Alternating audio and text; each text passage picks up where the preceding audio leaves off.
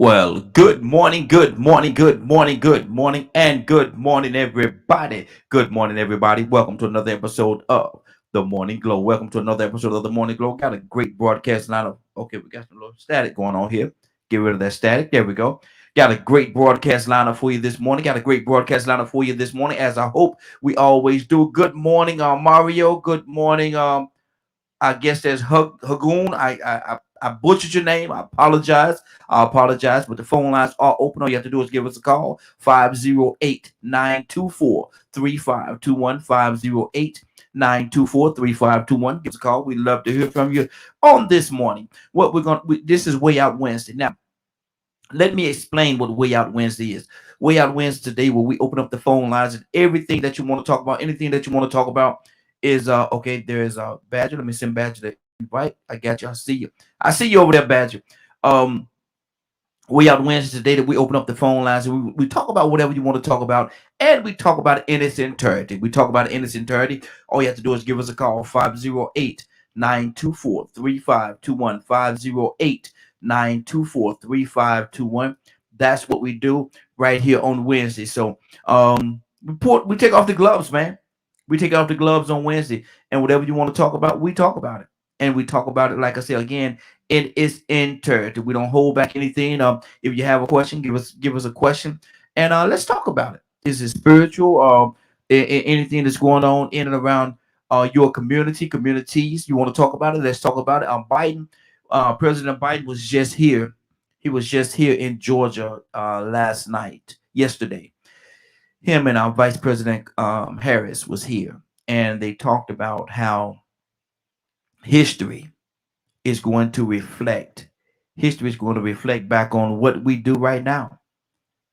He said what we do right now is very important, and it's very important that we make a stand and stand on what it is that we believe in. This voter situation that they're talking about, and trying to suppress the voters and not allow people to vote as they should, and strip them of their rights to vote. He said that's sold 1950s, 1960s. He said we're in 2022 right now, and everybody should have the right. Everybody should have the right to vote and to cast their vote for whoever. And he also said, whoever you want to vote for, it's not like he's not trying to tell you to vote for me, vote for this. No, he's saying that you have the right to vote, and to have somebody try to take away that right. Um, Badger is really unconstitutional. Good morning. How you doing this morning? Another beautiful day, man. Absolutely, absolutely. Oh, What do you think about that, man? Everybody should have the right to vote, and nobody could tell you who to vote for. I talk about voting on here all the time, but I tell you, I say I would never tell you who to vote for. I never tell anybody who to vote for, because that's your own individual right as to who you vote for. I have no yeah. control of that. I have no control, and I shouldn't be able to tell you who to vote for. I will tell you to vote, vote, vote, and make sure you do vote. But who you vote for? That's up to you. What do you say to that, Badger? Oh, I agree with that. I always have. Mm-hmm. You know, my I just think like in this day and age right now, it's just hard to. What's the word I'm looking for? Truly know what the votes are, Mm-hmm. Mm-hmm. because it seems like so many people just want to cheat. Mm-hmm. Um, or just across the board, and like I have issues with the electoral college and stuff like that, because dude, sometimes I swear, like and I've done some research on like the electoral college and all that. And one of the things that throws me off is there's evidence and proof of where presidents who had popular vote were not put in office, but who was put in office was done by the electoral college. Mm-hmm. Mm-hmm. That happened with well, if I'm not mistaken, that happened with Hillary Clinton. She's one of them. Mm-hmm. And Because then, she definitely won the popular vote. But go ahead, bro. well, yeah, no, like If I remember right, Hillary Clinton had popular vote against Trump too, Absolutely. and Trump still got it. And then there's a couple other presidents that won due to electoral college. So it's just very interesting looking at that perspective, you know. So there are times where I think that we don't have, what's the word I'm looking for? As much say. And where when you see things like that, you know, it's kind of hard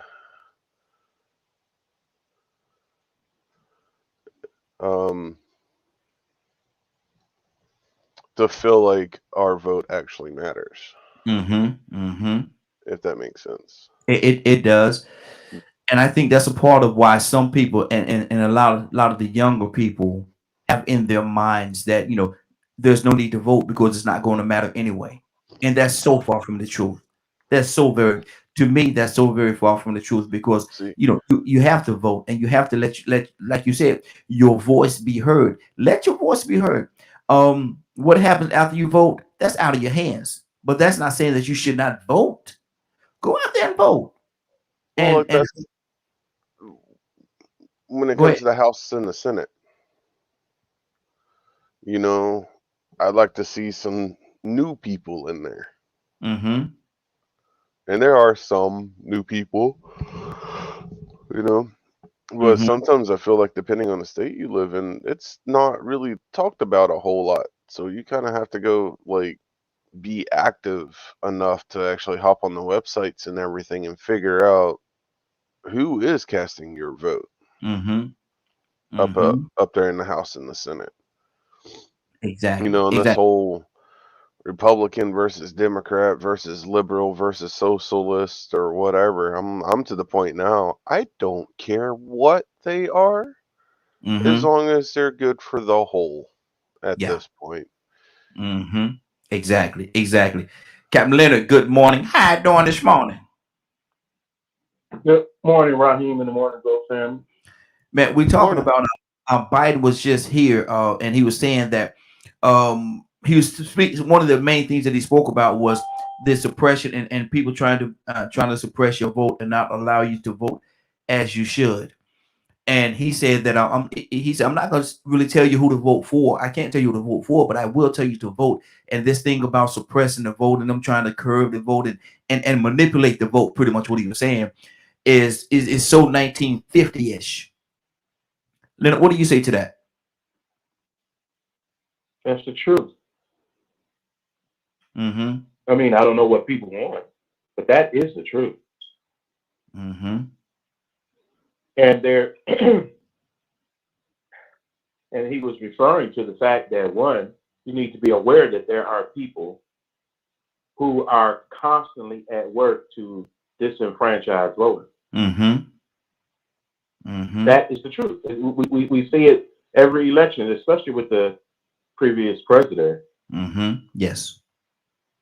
So this is what he's trying to. One of the big things with Barack Obama's entire presidency was voter security. Mm-hmm. People are after your democracy and Mm-hmm. trying to destroy your democracy. Think about your personal issues. It's your democracy is actually being attacked by people who do not care for democracy. Mm-hmm. Yeah. And one of the biggest issues is Americans don't understand how important the democracy is. Mm-hmm. Without democracy, your BS don't matter. Yeah. Yeah. How you feel don't matter. How you feel about government don't matter. None of that. Mm-hmm. Without democracy. So if you have people constantly trying to disenfranchise the vote, and also are active in Congress with trying to limit that ability to vote, Mm-hmm. you should recognize that as a problem. It's not something you just sit by and watch happen. Mm-hmm. That's right. Everything will be okay. No, it won't be okay if you lose your democracy. Mm-hmm. And that's exactly. Most things in your life are not okay because of things that you have chosen, Mm-hmm. not the government. Mm-hmm. That's good. That's good. When the government screws up, everybody loses, It affects except everybody. for those Yeah. controlling the government. Mm-hmm. It definitely So definitely affects everybody. Absolutely. right. So if you want the people to continue to be able to choose the government, you had better get out and fight for that if you don't fight for nothing else. Mm-hmm. That's good. That's good. Monique, good morning. How you doing this morning? Good morning. We're talking about Doing pretty. good. We're talking about how they try to suppress the vote and try to make it difficult for certain individuals to vote. They doing so many things right now to try to curb it and control people's ability to vote. Monique, how do you feel about that? Um, I think it's wrong. I think that I mean, you got a lot of people out there that feel that that they vote don't count, and what I believe is, I think that we need to be, a little bit more proactive Mm-hmm. in our local, city, government. Because what I realize is that they've grown people to be in these positions. Mm-hmm. Where they literally pick. They in some hotel talking about who, if you're gonna be the next commissioner, you're gonna be the next mayor or whatever. And I think that we as a group of people who they're trying to, suppress the vote, we need to be more proactive. We'll sit on our high horse and talk about what they ain't doing, what they should be doing, but we're not doing anything ourselves. Mm-hmm. We're not being proactive. Mm-hmm. And I think that we need to, start, at the bottom, where they have these little, city council meetings, to the county board of education or whatever. We need to start there and watching what, these people are doing and saying. Mm-hmm. Um, so I think that we need to be mindful of that, because once they start chipping away at our voters' rights, then what else they gonna start chipping away Mm-hmm. at? Mm-hmm. We'll find ourselves, backwards, 60, 65. We'll be coming into a new Jim Crow, type Mm-hmm. of format, Mm-hmm. if we don't be careful. Mm-hmm. And I think that's a piece or part of what they want to take us back to. Actually, I think that's a piece or part of what they want to take us back to. Donald Tucson, we got a couple of callers on here. Tucson, you're next on the docket, brother. What's on your heart? What do you say about what they're trying to do and how they're trying to curb our ability to vote? And good morning. How you doing this morning? Well,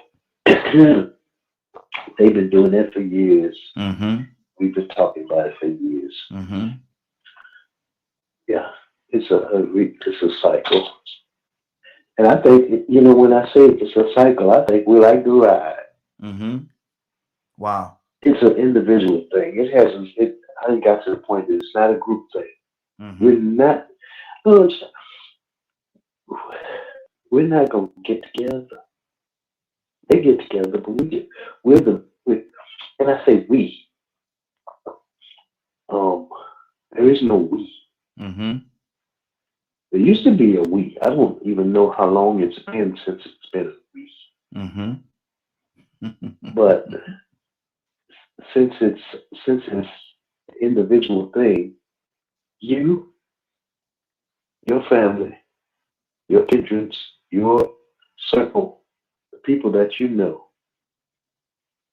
have to have this conversation and spread it Mm-hmm. till everybody goes and do what they're supposed to do. Talking ain't gonna do nothing. Mm-hmm. We can sit on the porch, have a good old conversation, but at the end of the day, We had this conversation before. Yeah. It's all We been had it, and we talk about, who is they? If mm-hmm, we are the part of the they, then we are part of the problem. mm-hmm, mm-hmm, If we continue to let them do what they want to do. If you absolutely. have no solution, look Mm-hmm, in the mirror and look mm-hmm. at the problem. Exactly. They're technical about causing us to be sidetracked. I say us here, go with that Mm-hmm, again. mm-hmm. To be sidetracked by bringing up something that really don't matter. Yeah. Yeah. To tick you off and get you to say, "Oh, it's gonna be the same way anyway. I just Mm-hmm, stay at home." mm-hmm. No, Ain't nothing gonna change. Mm-hmm. it's no, yeah, ain't nothing gonna change. Ain't nothing gonna change because you don't change it. Yeah. Come on. Mm-hmm. You can't continue to ride on a Maypop tire. It's gonna blow sooner or later. Mm-hmm. Mm-hmm. You're Exactly. gonna have to fix it. Yep. Gotta You do something can't about it. repair. You can't repair it. Mm-hmm. You have to replace it. Mm-hmm. And That's there good. are some people that they sit at their table, you sit at your table. Remember Mm-hmm. when we used to do that? Mm-hmm. When the last time that we know that we would just sit down and talk about things that really matter, that really can bring about a change? Mm-hmm. Mm-hmm. Individual families, we get together and say, "Hey, look, get your neighborhood together and say, look, you know that old crooked mayor we got? We need to have a talk about that Mm-hmm. and then show up Mm-hmm. That's good. instead of just getting frustrated about a bunch of nothing." Arguing over stuff that don't make no difference anyway. The number is 508-924-3521. 508-924-3521. Give us a call. We'd love to have your input. Again, 508-924-3521. Give us a call. Let us know what you think about this voting situation. Is it good? Is it bad? Is it repairable? Cassandra, good morning. How you doing this morning? Good morning. How are you guys Hey, doing? doing good, Cassandra. I know you're vested in this whole situation in regards to voting because you be out there, you be fighting for these causes. What do you think about what Biden was saying yesterday about I don't care who you vote for, just make sure you go out there and vote and don't let nobody take you back to the 50s or the 60s where they're going to suppress your right to vote. You have that right. What do you think about that, Cassandra? Let me tell you something. I literally, I don't care I'm with him. You could be Republican, Democrat, whatever it is that you believe, that's what you do. But for us to sit back and to see the regression that's taking place, Mm-hmm. instead of progressing, we're regressing, Mm-hmm. especially when it comes. People can say that it doesn't matter, and our young people got this real bad right now. It don't matter. They're going to do what they want to do. The government, blah, blah, blah, blah, blah.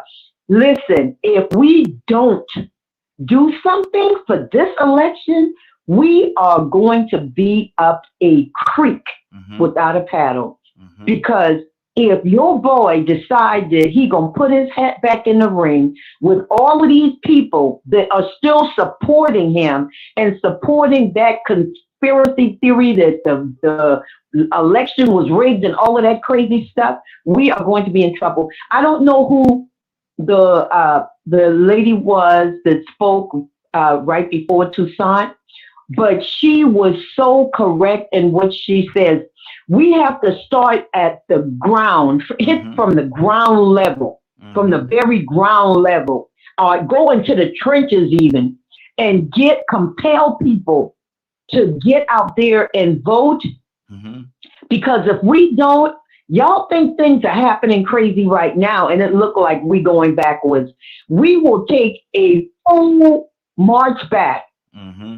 Mm-hmm. if it's left up to some of the people that are trying to do what they're doing. This is I'm sorry, y'all. This is a calculated plan right now to start with this voting, to start taking us backwards. Because when you make it harder for seniors, for the poor to get to the poll, come on now, because that's really what it is. Yeah. They're Exactly. trying to keep Black people, poor areas, and older people, make it harder for them to go and vote. And all these lies that they're telling, oh, it was a bunch of illegal aliens and all of these dead people voted. In Georgia, they said it was 3 or 4 people that they found.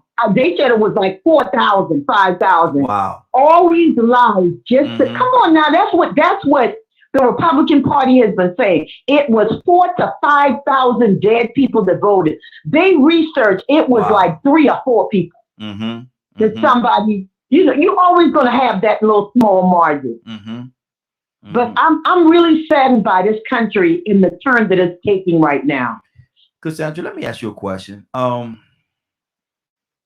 this could be no disrespect to anybody. Please understand me, hear my heart when I say no disrespect to anybody. But I need to ask this question because it came across my heart just now. Why is it that a lot of our Latino brothers and sisters are voting on the other side now? Yeah, that one is curious. For me, that's really curious because they feel like the money is with the Republican Party. And yes, it really looks like that because most of your, multimillionaires, billionaires, they are on the Republican side. And listen, why wouldn't Republicans want to, people want to be Republicans? Because they get, the richer you are, the bigger your tax breaks. Think about it. Yeah. Your corporations are paying little to no money into the system. So they have fallen for the lie. It's all about money. God forgive me because I have a lot of friends that are Latino, but the ones that I have spoken to, they pretty much say the same thing. Well, they have the money. And when you look at money and when you get that love of money mentality, you're in trouble. Yeah. Wow. Because I often wonder that because I see it more now than ever. Leonard, what do you say to that, man? Our Latino brothers and sisters, man, why do you think they're voting on the other side now? Well, a lot of them are voting because they have benefited from corporate America. See, they're still in that romance with under the table money. So half of them are here, a lot of them that are here illegally are still able to make good livings because they are living off the crumbs off the white man's table. You Negroes remember. Yes, sir. Come on. They're going through the same thing you went through. They believe that they can make it by sitting and waiting for the crumbs off the white man's table. Wow. I'm going to hurt you, Leonard. I'm going to hurt him. That is trickle down theory all day. Give the money to these white people that own these contracts, and they will give us jobs. Now, what you find out is, look at the whole migrant worker movement. You should know the history of Cesar Chavez and all these types of things and how the immigrant communities have been treated. See, they can get away with paying people that don't speak good English, that can't sign no papers nowhere, paying them $3 an hour. They're satisfied with that. Or they'll come here and they're satisfied with taking care of your kids and pretty much acting just like a housekeeper, a maid, or something like that. And they're going to save their money, and then they're going to get purchasing power by combining with other people like them. All they need is one Mexican to have his own truck and his own license and everything, and do well. Because then he becomes the gatekeeper for the rest of them. Wow. I'm going. So this is the economy a lot of those immigrants live in. That fast money that you can make without being on the book. Wow. So it boils back to a lot of conversation we have. It boils back to economics. It boils back to master feed us. Masters give us this. Master give us that. We should vote with master. Yep. Wow. That's why. Let me read this. This is what our public citizen said. He said, there are a lot of Latino conservatives. The GOP has been exploiting this race divide expertly. The devil is good at his work. See, he said the devil is good Yes, at his work. Let's go. yes. Let's go to Charles. Charles, good morning. How you doing this morning? What's up? What's up, man? I'm asking the question, man. Why do you think a lot of the our Latino brothers and sisters are voting Republican now? Because they've seen what all right, a lot of when you say Latinos, it come from like Cuba or things like that. They came from places that socialism killed their country. So a lot of them do, they know how socialism kills a country. And and I hear this the most from Hispanics or Latino people, like you said, which are different people, but Latinos. Yeah. A lot of them vote that way, and that's why I hear from them because of that. And they see how blacks haven't gotten anything from the liberal party in 60 or 70 years, and they don't want to follow in those footsteps. This is what I hear from them now. So that's what I think the reason is, man. I don't, I see what they're saying because it is what it is. If they see it and it says for what you perceive is true to you and all other things that we talk about, so their perception is they see what voting for Democrats and Liberal Party does for the black community, and they don't want to follow in their footsteps. They see what socialism has done for their country, the countries that they left, because you understand a lot of them left and come here. Some of them are born here, but they're originated from other places, and they don't want to follow in their footsteps. So, I mean, that's what I've seen. That's what Okay. I've heard also. Good. Badger, what do you think it is, Badger? Why do you think it is? What do I think? What is? What we're talking about now with the Latino brothers and sisters voting the way that they're voting now. I'm not sure how they're voting, to be honest. I just told you. A lot of them tend to be voting on the Republican side now in opposition to Democrats. Oh, that's worrisome. Hey, My main thing is I would like people to research before they vote. Mm-hmm. Like the cool part is, and why I missed some things is I was doing some research because somebody brought up Trump, and I'm like, wait a minute, that's not going to be an issue. So I had to go back and read things before I said anything on it, and I was right. Donald Trump was impeached. He cannot have any job that's of the United States. He can't be president. He can't be a Senate, House, nothing. Mm-hmm. Mm-hmm. Because I'm literally looking at the House documentation of January 10th, 2021, and that's exactly what it says. Article of impeachment. Mm-hmm. Mm-hmm. Okay. Let's go to Monique. Monique, what's on your heart? Why do you? well, I just wanted to say. Oh, okay. No, go ahead, sis. I just wanted to say that I think the reason why Hispanics probably are looking more into the Republican area is because they're seem to be the ones that are passing a lot of the things that they're asking for. And they if they want any type of change, they say, okay, do this, regardless if it's Republican or Democrat. Mm-hmm. It seems like they are, economic wise, seem like the Republicans probably appeal to them even more than Democrats. Because when you go to, like right now, I'm in Arlington, and it looked like it's little Mexico in certain areas. Mm-hmm. Arlington, Virginia. So it just seemed like they are, economically, they are doing pretty well for themselves. Mm-hmm. I remember there was this chicken place.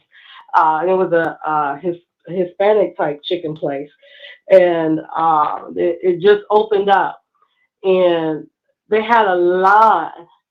They literally had to have a police, um, facilitate the traffic because there was that's just how long the line was. It was blocking, and this went on for a whole week on their grand opening. Mm-hmm. Where so they're benefiting, from something, economically. So I can see why they were probably going the directions of Republican. Okay. Because most of the blacks that I know who are, financially, well off, they never vote based on their money. They vote based on, what benefit them as a race versus what they money. Because their money says Republican, but because of the, their race, they go Democrat. Mm-hmm. Okay. So I think that's probably what they're doing. Mm-hmm. So what I'm hearing a lot is a lot of people are saying, and Tucson, help me out, help me understand, because I may be off base or my hearers might be off a little bit. I'm hearing people say that most of the money is actually on the Republican side. That if you want to be because y'all are saying that these people are voting this way because they have the money, and I heard somebody say that the money is on the Republican side, and they get this because of the money. So Tucson, am I hearing that? Am I hearing people say that the money is on the Republican side and not so much so on the Democratic side?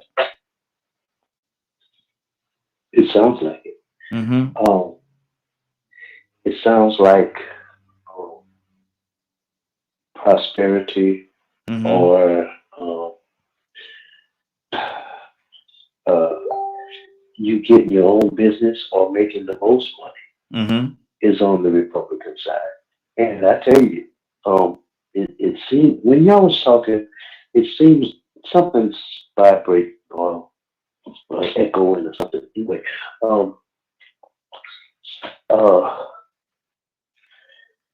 it seems like what is being done. Somebody said it before on another platform. Is what plantation is allowing the people to benefit the most Mm-hmm. is the one they choose to live on. You hear that? Yeah. Not just the one that. There you go. I got you. Okay, there you go. Okay. Sorry about that. You know what I'm saying? Mm-hmm.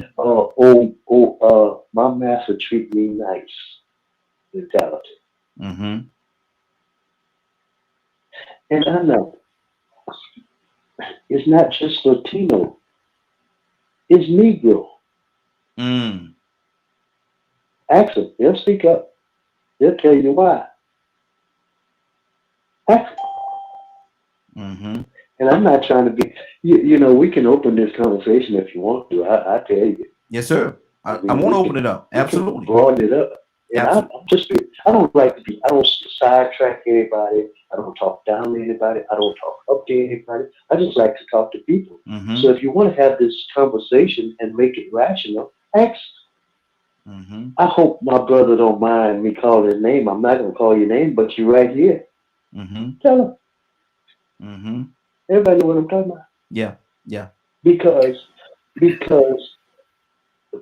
we have not only Latino people or poor white, anybody with a feel like they got a business or feel like their business is prospering, it feels like the money is going in the right place, tax breaks and stuff like that, they will most probably, if they are Democratic, they will change and go over to the Republican side so that when they put in their thing, there's a question they say, with Democrat or Republican. Mm-hmm. And then they feel like that would do them better. Ask them.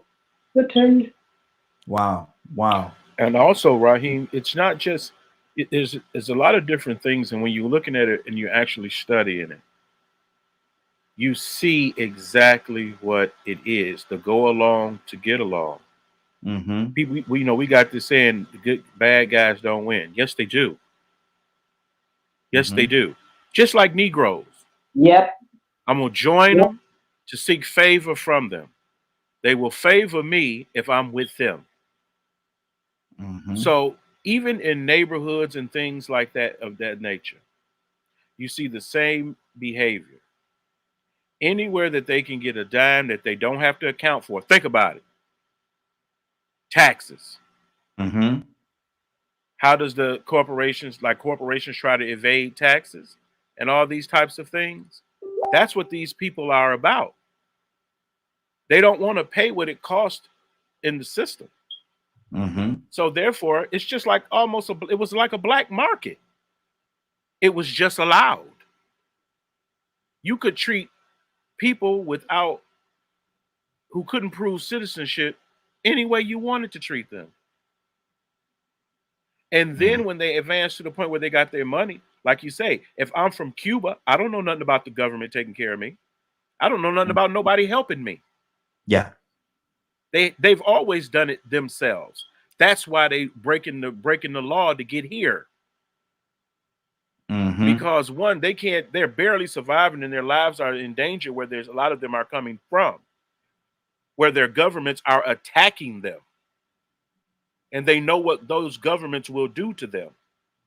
So they'll leave and come here to get the simple protections that we have.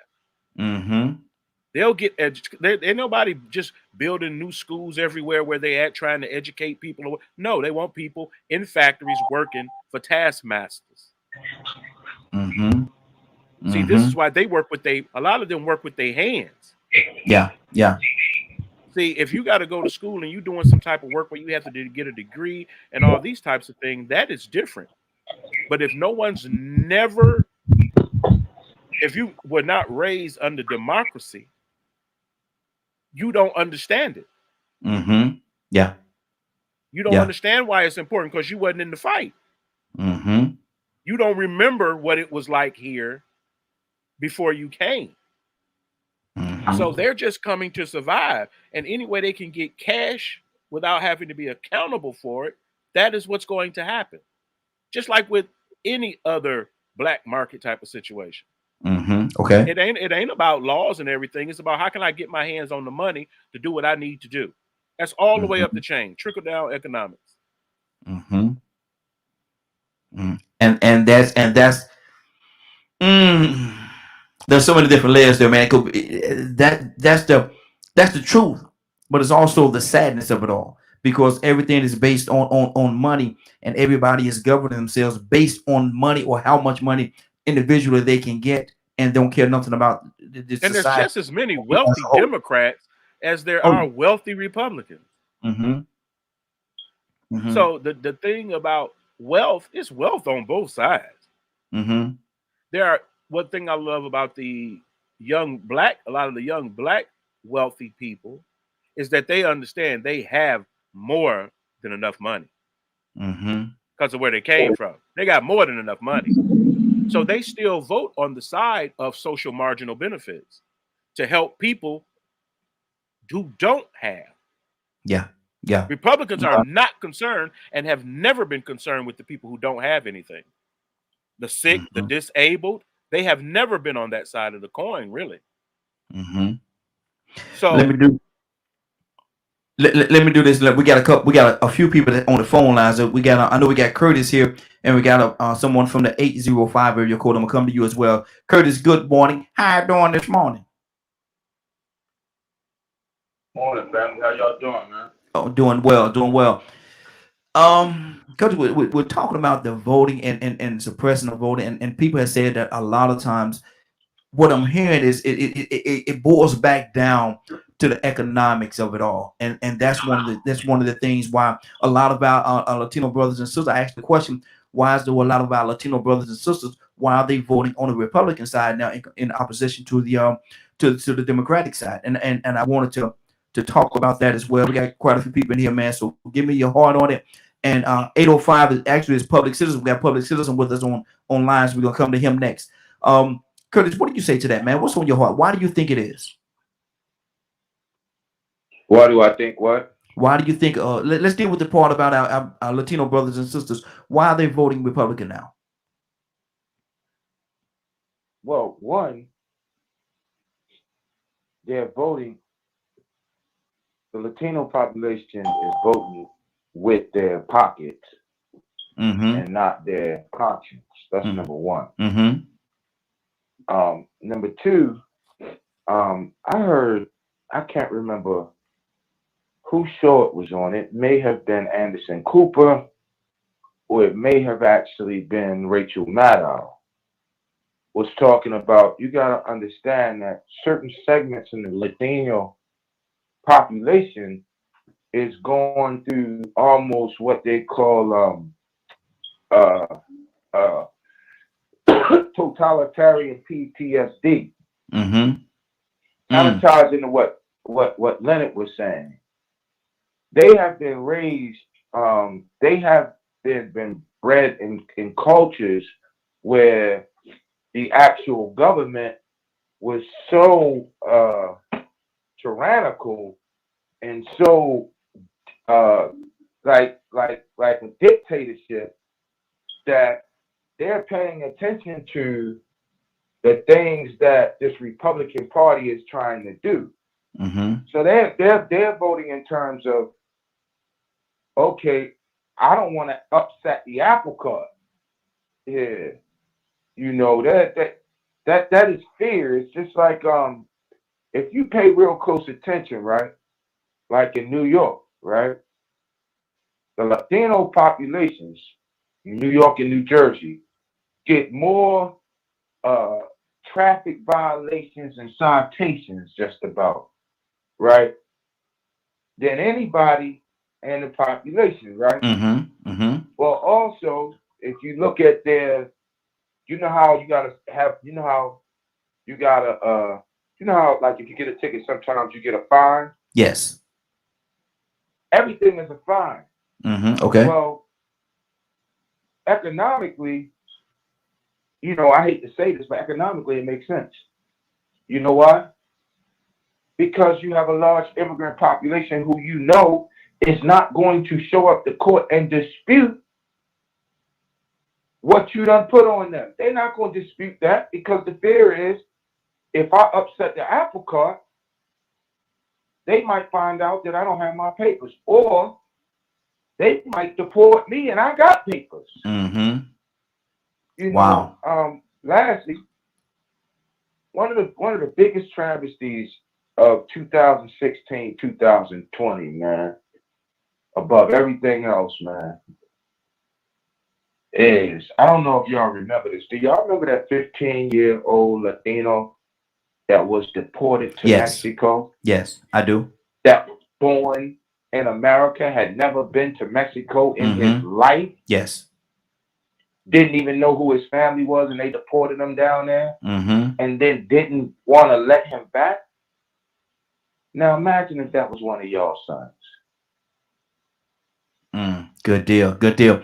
Let me go to 805 area code public citizen. Good morning. How you doing this morning? Hold on. I think I got you on mute. Hold on. Let me unmute you. Hold on. There we go. Let's try it now. There we go. I had you muted, brother. There we go. Good morning. Yeah, it's real early here. I just woke up around 4. It's 5 right now, so I'll try to be coherent, but I'm real sleepy. You okay? You okay? Yeah.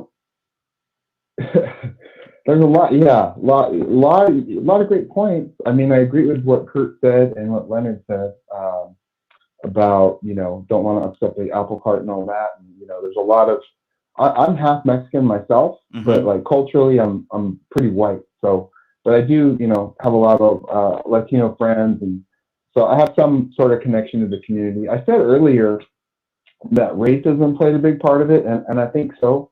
You know, just it right now, because there's almost everything in politics is racially based. You know, people in general are just tired of it, and to some degree, we're all angry at each other for no good reason. You know, we're all these superficial things, and so I think a lot of Latinos are conservative, and they don't want to talk about those issues. Like, you know, they want to talk about jobs, they want to talk about healthcare and stuff like that. And we're being divided. We're clearly being divided at the top. And the Democrat Party divides us. Republican Party, look what they did to Latinos for 5 years, just nonstop dumping on them. And now they're going to go to that party. To me, that's insane. To me, that is totally insane. But that is exactly what happened. So, you know, as people who are looking for progress, we have to unite and, you know, figure out why we're going off the rails here. And I'm sure there's a lot of reasons, and, you know, we're not going to figure it out here, but certainly one of them is racial politics. The economy is a big one. Crime is a big one. There's just a lot involved. It is. And but this isn't. Do you think? And this is an individual. This is certainly an individual question. We got a lot of phone people calling. I'm gonna get to each and every one of y'all. Y'all, please be patient with me. I'm definitely gonna get to each and every one of you.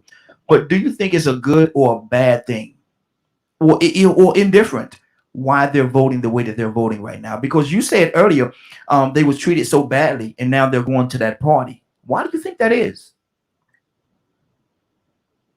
Like I said, I think. You know, I was talking to a couple guys I know at my gym that work there, and they basically what they said is that I asked them, why do you think Latinos are going this direction? They said, because we Latinos are focused on work and all this other stuff, and the Democrats are talking about things that aren't relevant to our lives. You know, like defund the police or certain issues that are very controversial. And I'm not saying that the people bringing up those ideas are wrong. I'm just saying that they're often divisive, especially, you know, the way they're being presented in some cases. Like, for example, you know, the ADOS movement, right? So, you know, I have a couple ladies who come to my group who are, you know, follow that movement. And the more research I've done on it, it's a very divisive movement. It's designed, if you trace it back to its founders, the founders were, you know, funded by right-wing white nationalist groups, and, you know, they're promoting a lot of rhetoric that is very divisive, and we're seeing a lot of divisive rhetoric on all sides. And so people are just like, let me focus on my life, let me focus on my job and my, you know, COVID, let's get over COVID.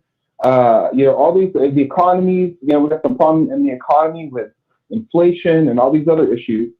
So, I mean, I'm not trying to harp only on the race thing, but that's a big part of it. Huge part. Absolutely. Absolutely. Rico, good morning. How you doing this morning? Man, Grand Rising and congratulations to everybody. How y'all doing? Hey, doing good. Congratulations to you as well, brother. What do you think it is, man? Talk to me. He hit it on the head. I should have called in a little earlier so I could have beat him to the punch. No, those were one of the factors. There are several factors, but and I think everything trickles down to race to a certain extent. But I think most of all it's about economics and business. See, sometimes we could dig a little too deep, but really and truly, if you just look at things from the surface, we all know that Republicans consider them the party of the business people, the party of the upper echelon. So now, Public Citizen said something huge. At one time, you were beating up on us, and now you're trying to embrace them. Well, the opportunity to become successful and have prosperity, to have that American dream, to actually see the gates open up so you can have an opportunity to walk down that yellow brick road, will bait you into wanting to become part of that class of people. So now you have people like, what were those guys? I just had the name on the tip of my tongue, man. The Latino group, the Proud Boys. Man, how dysfunctional is that? But see, now this is the elephant in the room. Not only in America, but all through the Latino countries, Central American and South American countries, you have a division with Euro Spanish and Afro Spanish people. And it comes down to class too, in upper echelon and the bourgeoisie, the boule. So you have these European accepting Latinos that would prefer to favor that white business preferential side of their heritage and their ideology. Then you have some that have the woollier hair that you can tell that they have more of an Afro side to them. They embrace that Afro side, and they happen to be on the side of most countries where you see the Afro people on the bottom end. So now the upper echelon, they want business, they want prosperity, they want success, they want that American dream.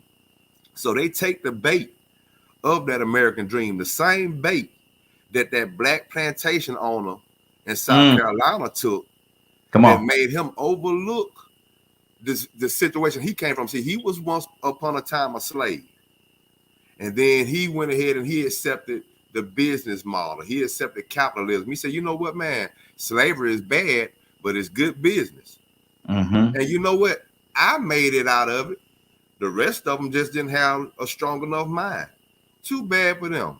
But I agree with this business model. So what I'm going to do, I'm going to buy my freedom, and then I'm going to go and I'm going to practice the same type of business that y'all do. And I'm going to enslave my people, and I'm going to terrorize them twice as bad as y'all did, because it's successful. And so now here it is. Business is good. And when business is good, or you are going along with a party that is for business, you want that prosperity and you want that American dream, then when you can't beat them, you're going to join them. Wow.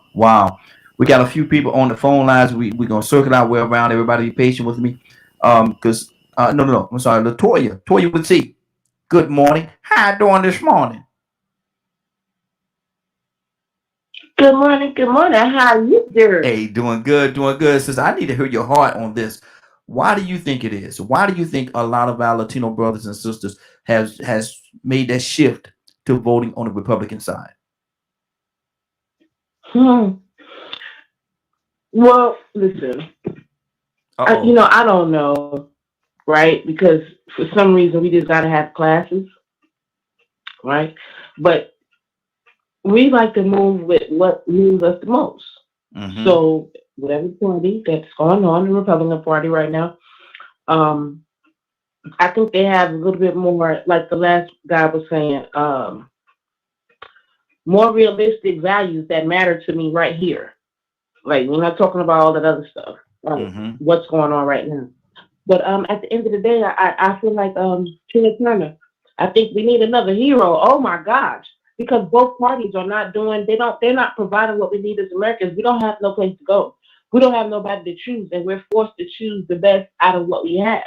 But at the end of the day, I can't join the party because I'm an American.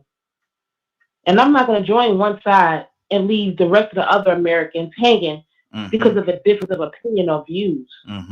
So I don't even identify with a party no more because they're both wrong. So neither one of them care about us. Ain't neither one of them breaking their neck to get out here. We still recover from a pandemic, and we still out here struggling. They still out here putting people out, Republicans and Democrats, and the rest of them too. So I don't know why people are switching parties. I think it's just because we feel the need, this program that we're in. We feel the need. They've trained us to, pick a side. No, I'm on the side of America. And America has Republicans, Democrats, conservatives. I mean, come on. I'm over the division. So, I don't see what the Republicans have new to offer next, having people switch to them. You know what I mean? I just don't get it, because whatever's going on in America now with this division, we're still getting off track on some of the values. If you look back in the day, didn't they say that a majority of Black people are Democrats because they follow the party, but the original party was Republican, and then they switched over, and then they Democrats, and then they tricked us this, that, and the third. That's too much. My kid's still hungry. My tax is still high. My street's still raggedy. Come on, neither one of them will get the job done. So, I don't know why people are switching over. And, at this point in time, I think a lot of the Latinos, I don't know, they just, I guess, again, they feel the need that that specific party is who is going to represent them best with the issues at hand. So, Okay. you know, they just go from what they know. Mm-hmm. Mm-hmm. That's good. That's good. Charles, it's like you're frozen over there, brother. You still with us?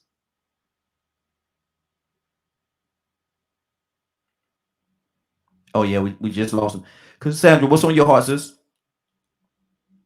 Yeah, you know, when we think about wealth in America, we know that the huge and I have to say it like that, the huge disparity. Okay. Yeah, it's just like that between whites, blacks, Latinos, Hispanics, the Asian community. The Asian community and other ethnicities, they all have higher wealth indexes than Black and Latino. Okay, so this lets us know that there is definitely a movement toward money. It's about getting that money. This is what concerns me about the Hispanic and Latino community. The same thing that they did to Black people, somebody said it earlier, the same thing that they did to Black people as we were trying to come out of slavery and trying to build and get rights to vote and get rights to drink water from a fountain, which I still, that boggles my mind. All of those simple things that we were trying to get and were denied, if I was Latino or Hispanic, I would look at that and say, wait a minute. These people were brought here. They built this country, talking about Black people. They built this country, and look how they are treated, and look how they are still in 2022 fighting for voting rights. Do you think I would go with any party that is trying to keep something like voting for being equal for everybody? Hell to the no, no, no. Mm-hmm. But that is where we are right now, unfortunately. And it saddens and it hurts me. And thank you, Public Citizen, for coming on and saying, because he really brought some good points. I've never heard his voice before, but I hear his comments. But thank you so much, because that was important what he said, because he is part Mexican, I think he said, but mainly considered white. Those are the perspectives that we need to hear. So thank you so much for coming on and saying what you said. Absolutely, absolutely. There's there's so much tied into this whole conversation. Let me go to Badger for a second. Badger, what's on your heart, brother? Well, first off, I want to start by saying I was wrong about the Trump thing.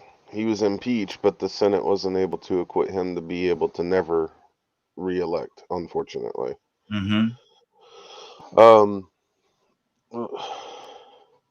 To me, it's not a race thing. It's an across-the-board thing. Because a lot of people are very concerned about their income. And not being taxed as far as like businesses and all kinds of things like that. So it wouldn't surprise me that more people start voting Republican. You know, it's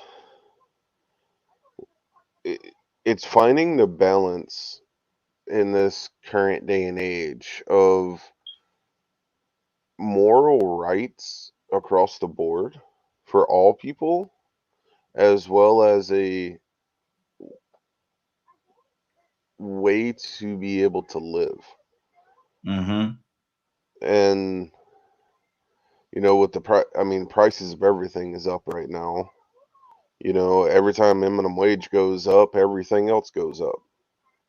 You know, so everyone just ends up in the exact same position as we've always been since pretty much since America started, I guess. You know, what happened the last time they raised taxes? Everything else went not taxes, but minimum wage. Everything else went up. Mm-hmm. So, and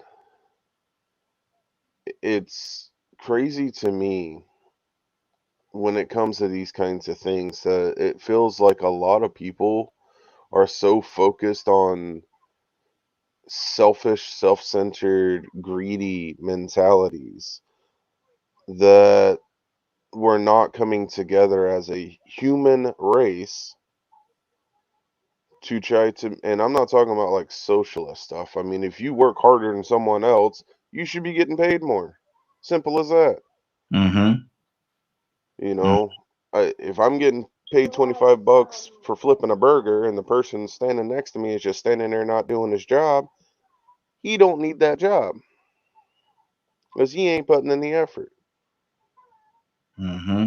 You Mm-hmm. know, so if trying to figure out how to say this nicely, you know, I'm just so fed up with all this greed and ego and non-community values. And yet a lot of those people are the first one to turn around and use the race card for why they don't have something. Mm-hmm. Good deal. Good deal. It makes Let no me go. sense. Mm-hmm. Let me go. Let me go to public citizen. Public citizen. What's on your heart? Okay, thanks. Yeah, first, yeah, there's a lot. It's a pretty deep conversation. So, kind of like on building on what Badger said, it's like the Republicans were in charge here for the last 4 years.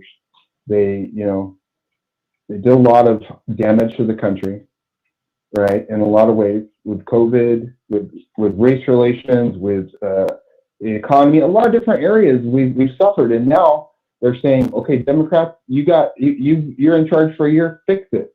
Okay, so we're not able to fix it in a year, so now everyone's going to just abandon the progressive movement. It doesn't make any sense, right? But that's kind of where we are right now. And as I said in my comment on the screen, is Democrats are a fairly corrupt political party, right? You're talking earlier about the money. Well, there's huge money in the Democratic Party. The same donors, same corporate donors are in both parties. The difference is that some of the Democrats have progressive values, not all. So we're a very divided group of people. People are tired of the failures of Democrats. I can understand it. We can't get stuff done. We can't, pass like voting rights. We can't pass basic stuff. Why is that? Is that because of AOC? No, that's because of Joe Manchin. This is the problem. Is that our party, the Democrat Party, the party of the people, is very, very corrupt. Not as corrupt as the Republicans, mind you. So for Toya, I understand what you're saying, Toya, but you got to compare here. You got a mouse and an elephant. One of them is way worse than the other here. So I guess that's all I really wanted to say. I got to get ready for work. I really appreciate you guys. That's why I tune in every morning. I appreciate you. But I got to focus on work right now. Yeah, I appreciate it, brother. Thanks for calling in, man. Good to have you on with us. Good to have you on with us. Rico, what's on your heart, brother? All right. Have a blessed day. You do the same.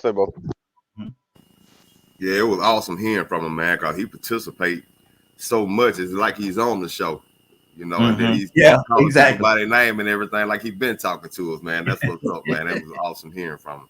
And he said a lot then. He said the truth. See, the thing is, there's corruption on both sides. But on the Democrat side, it should be no corruption. And that's what the most disappointing part is. See, it's like, I want to go back to the if you can't beat them, join them mentality. Sooner or later, it gets to the point where you say, well, you know what, man, sometimes you got to get in bed and dance with the devil. Sometimes you have to infiltrate their party.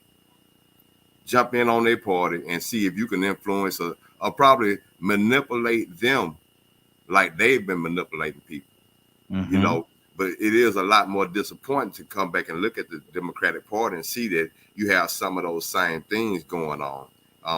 It's a lot of hypocrisy on both sides. Yeah.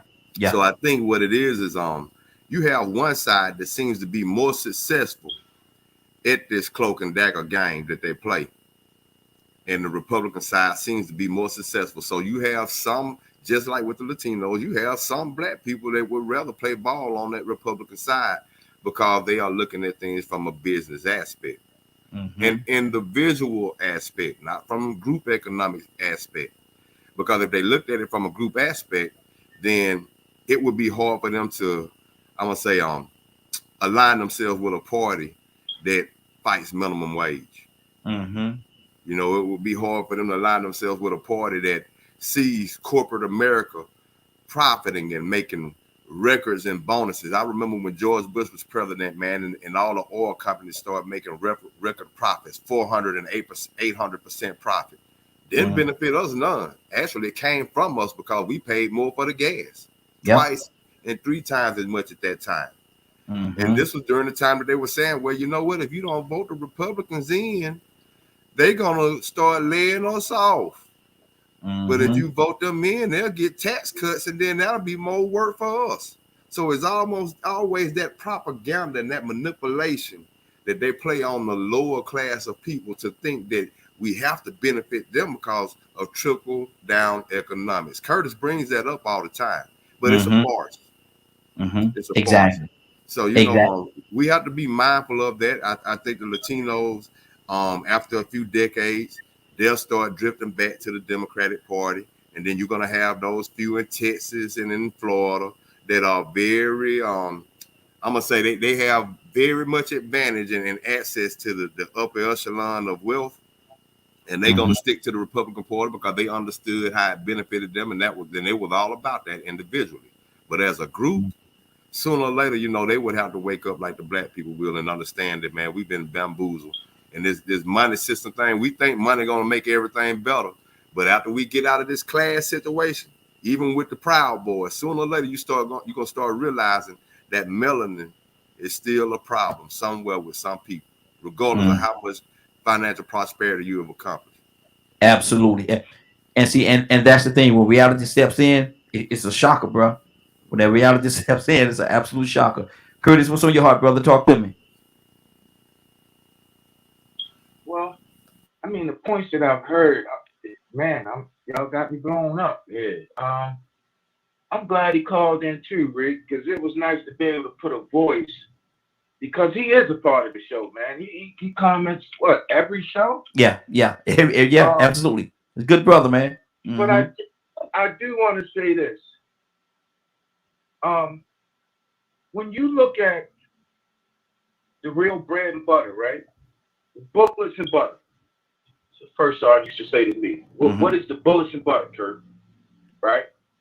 And when you look at it in terms of power, for real, y'all, the Democrats really ain't been in power.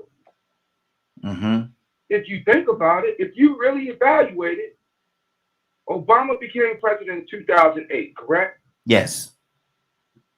Okay, 2010, you had an election where the Republican Party took both houses of Congress, the Senate and the House. They did not lose the House, if I'm not mistaken.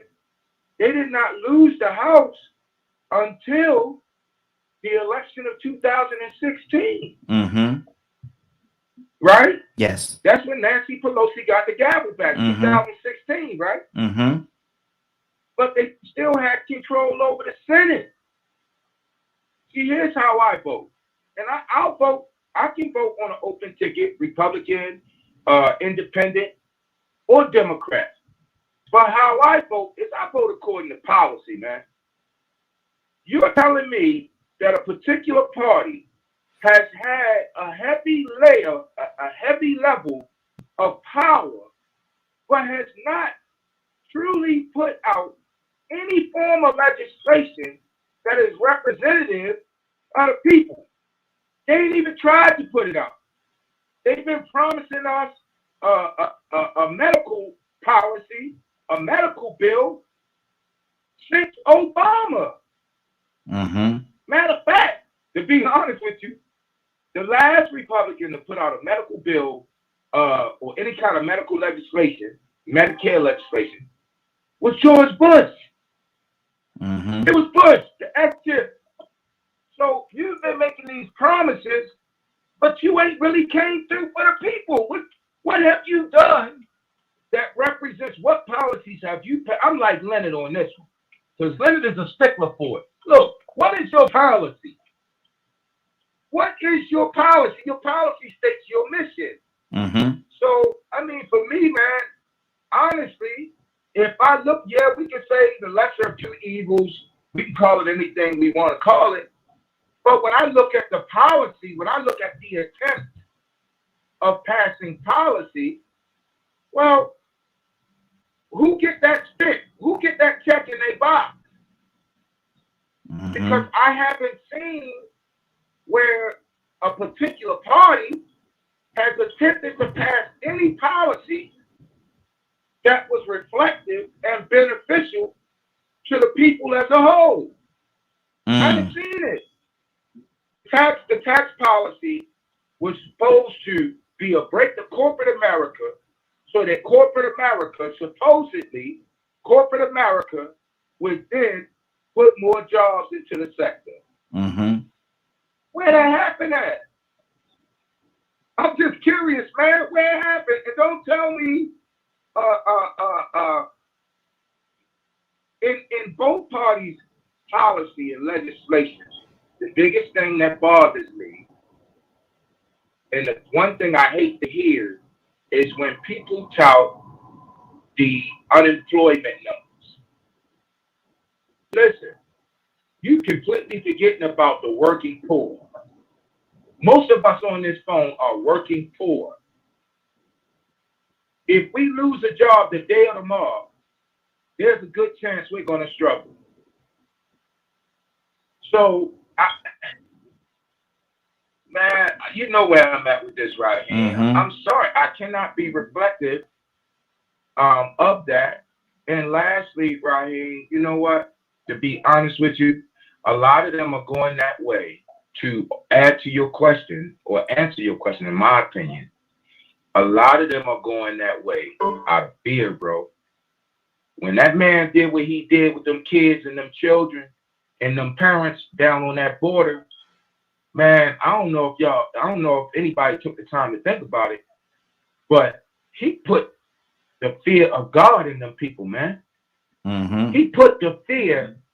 Those people are scared now, man. They scared that they're going to be separated because what they showed them was, we don't give a damn about your family. We don't care about your mama. We don't care about your daddy. We don't care if we take your 9-month baby and put them in a cage and make them lay there. So those people are scared. So now it's like, you know what? You better vote for them. If we want to keep them out of our community, or if we want to stay on their good side, we better vote for them. But that's all I take out of the whole thing, man. I mean, brothers is right though. Like, you know, some of the representation on both sides is complete hypocrisy. Mm-hmm. Even though I think Joe Manchin is a closet, I think Joe Manchin, Christian, I believe that they closet Republicans. I believe they was purposely put there by the Republican Party, because all you got to do is just register. Mm-hmm. There's no what's the word? There's no litmus test on you joining a party. Yeah. I believe there are really Republicans who was placed there as Democratic officials. You know what I mean? They asked them, look, we need y'all to register as Democrats. We're going to back y'all and getting in the seat. But then when it comes time to pass legislation, we need y'all to block that. I truly believe that, bro. Wow. Probably so. Probably so. Toussaint, what's on your heart, brother? Nothing. You know, it's just it's basically who's better at being corrupt and manipulative. And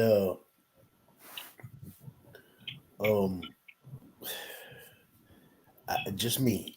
I believe that the Republicans are better at being conniving. Mm-hmm. they've been doing it so long that they find out it works. They'll even go to the point, and that's just what I believe. I don't pay no attention to politics, really.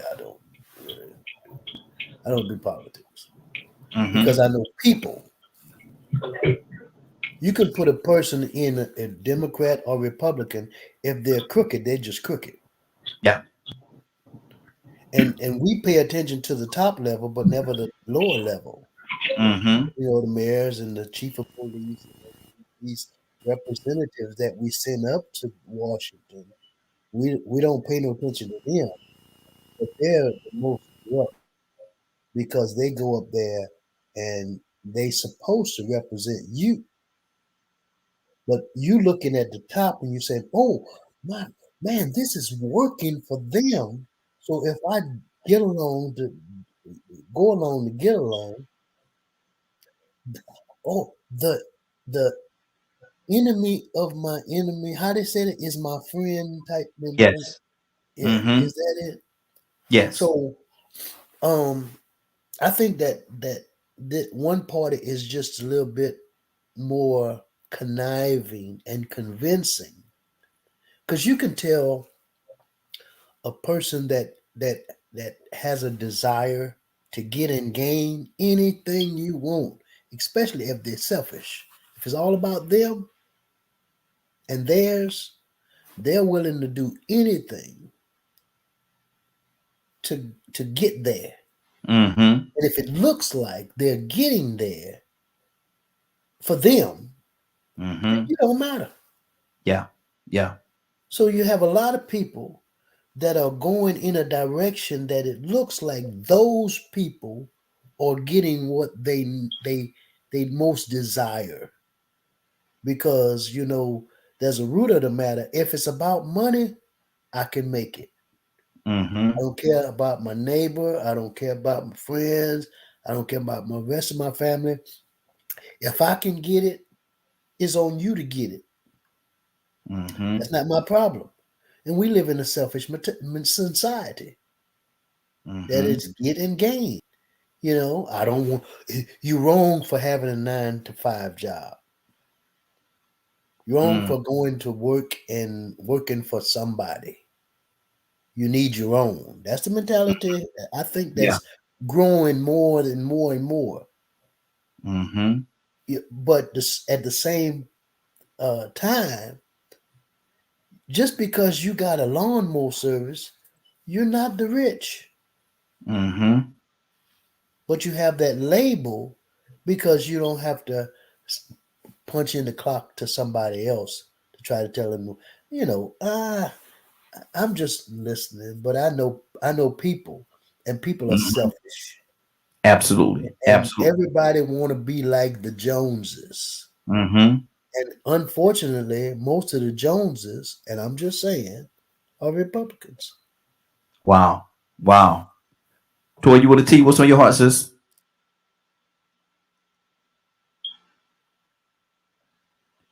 Toy, you there?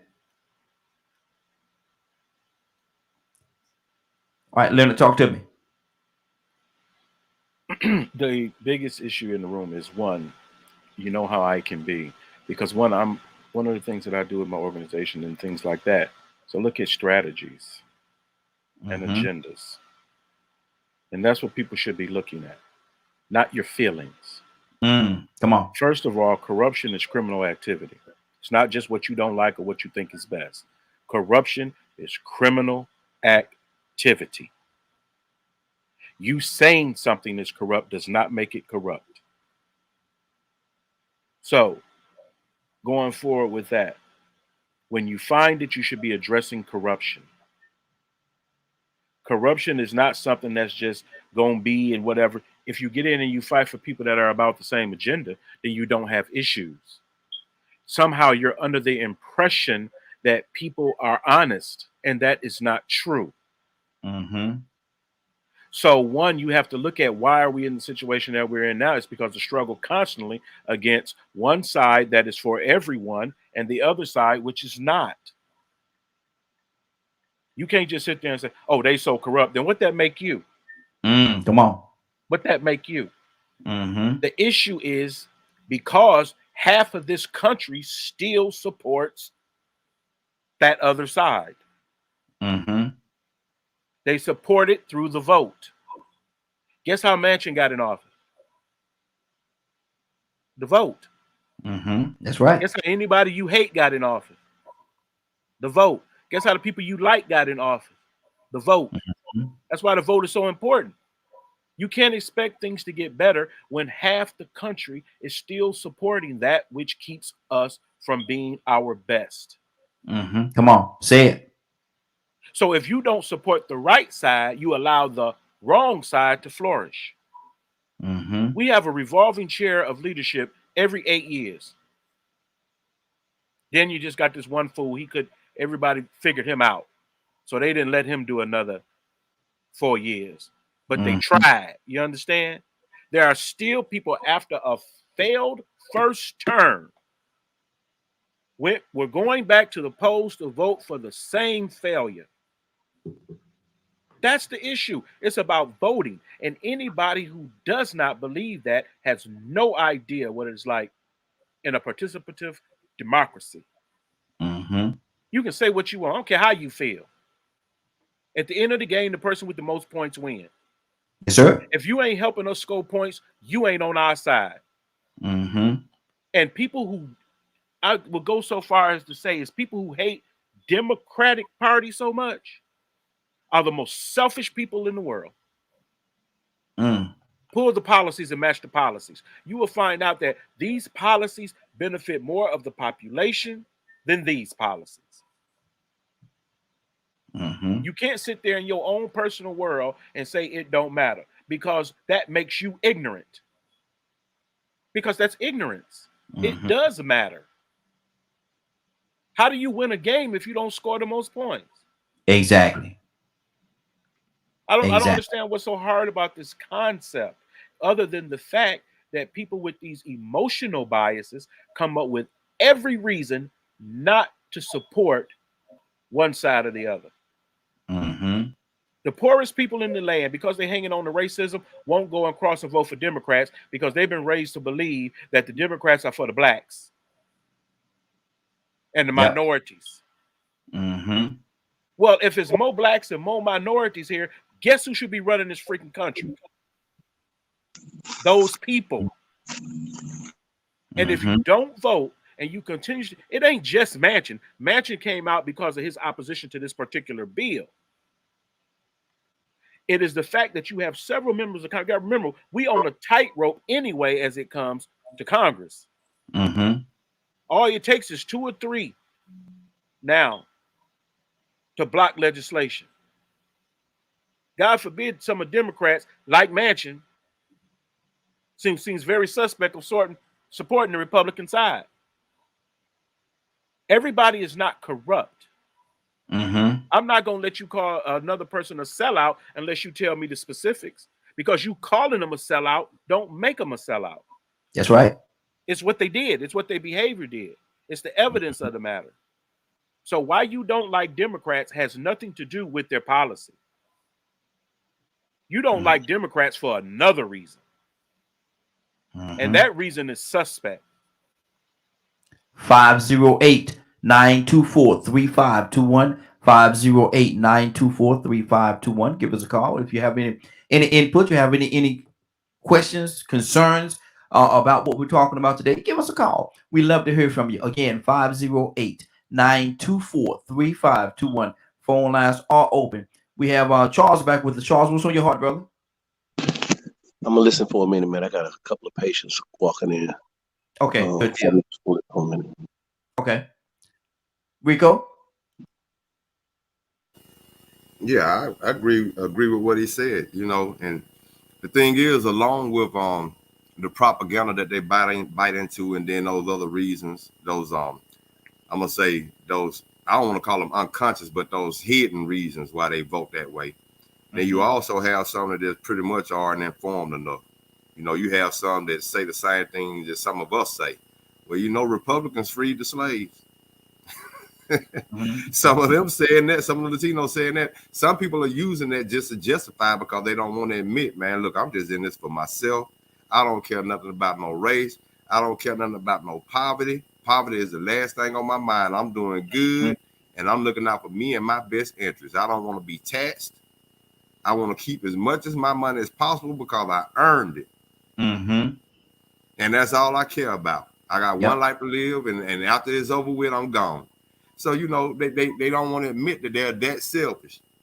And they'll use all these other reasons on why they say, well, you know what, man, I don't want to vote Democrat because they this and that. But how can you look at a Republican Party that, like I said, refuses to even want to help people get out of poverty? You don't even want to see workers on the bottom of the totem pole even get fair pay. You want to make sure that they still struggle, that they don't have an opportunity to put their children to college like you had that opportunity to put yours through college. See, everybody's not smart enough to get a scholarship, and there ain't enough scholarships to go around. Some smart people going to have to pay to go to college, but their parents don't make enough money. And they didn't make the right decision, so they stuck working in this job that they have to depend on to survive. And you voting for the party that says, nope, we don't want to increase the profits of the bottom 90% of the population, 85% of the population. We only worried about the profits of the top 1%. Business is good.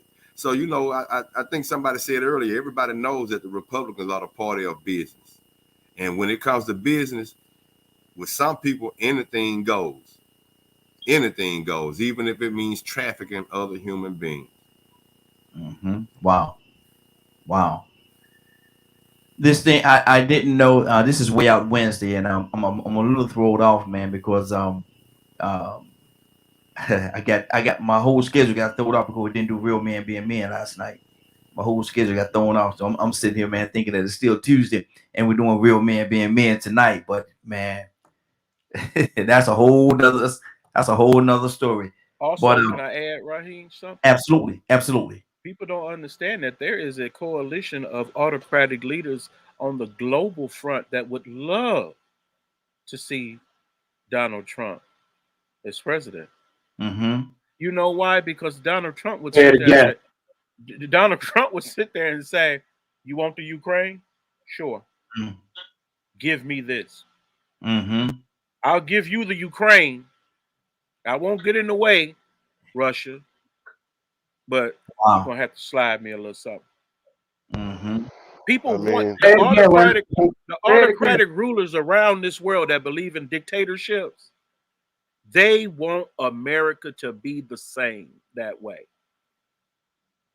When you hear about diplomacy, that's what you do instead of going attacking people and blowing stuff up. Diplomacy.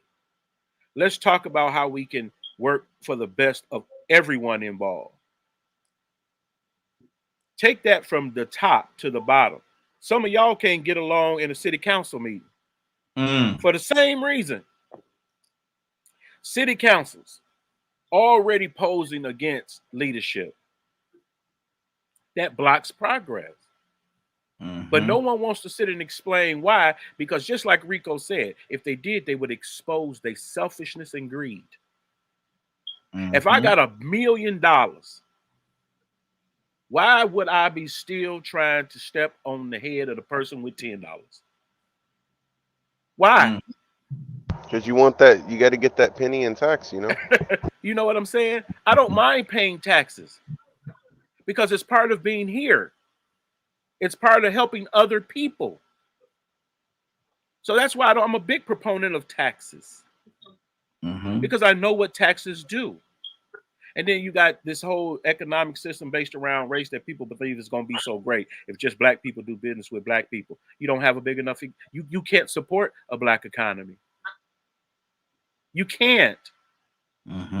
So you're going to have to, at some point, get down to policy and agreements and contracts and all types of things. But why, if I got the best healthcare in the world, I hate the fact that somebody can walk into an emergency room and get care to sustain their life. That's disgusting. And you're a disgusting person. I said it. 508-924-3521. Try me. Leonard, Wow. between me and you, I don't think anyone should call and talk about healthcare. Badger, what's on your heart, brother? Talk to me. Dang it, Leonard, you brought up healthcare. You shouldn't have done that. Oh boy. You know, it's interesting that I fought to get into colleges and universities because of my high IQ. But because I was labeled disabled, every grant, federal grant I applied for, I wasn't approved for. And the fact that my wife and me are still struggling with her getting health care, you know. And people are like, well, just leave, just, you know, pack up and move to a different state where she has a better chance of getting health care. And I'm like, are you going to help pay for it? Because I definitely don't make enough to do that, living off of disability, which I am grateful for because I am able to take care of my family somewhat. What, you know, me being in the situation I'm in, you know, I wasn't expecting at the age of 30 that my spine was going to give out. I can't lift things anymore. So when I look at who's running for president or senator or house rep, whatever, I want to know what they're involved in.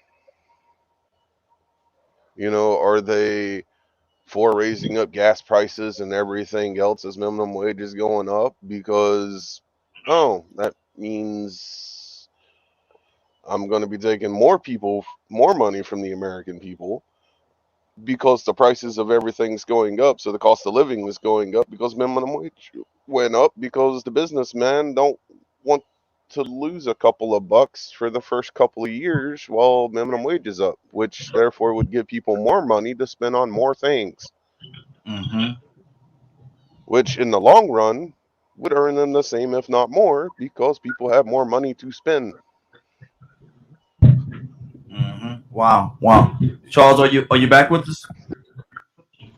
Yeah, I'm back. Okay, what's on your heart, brother?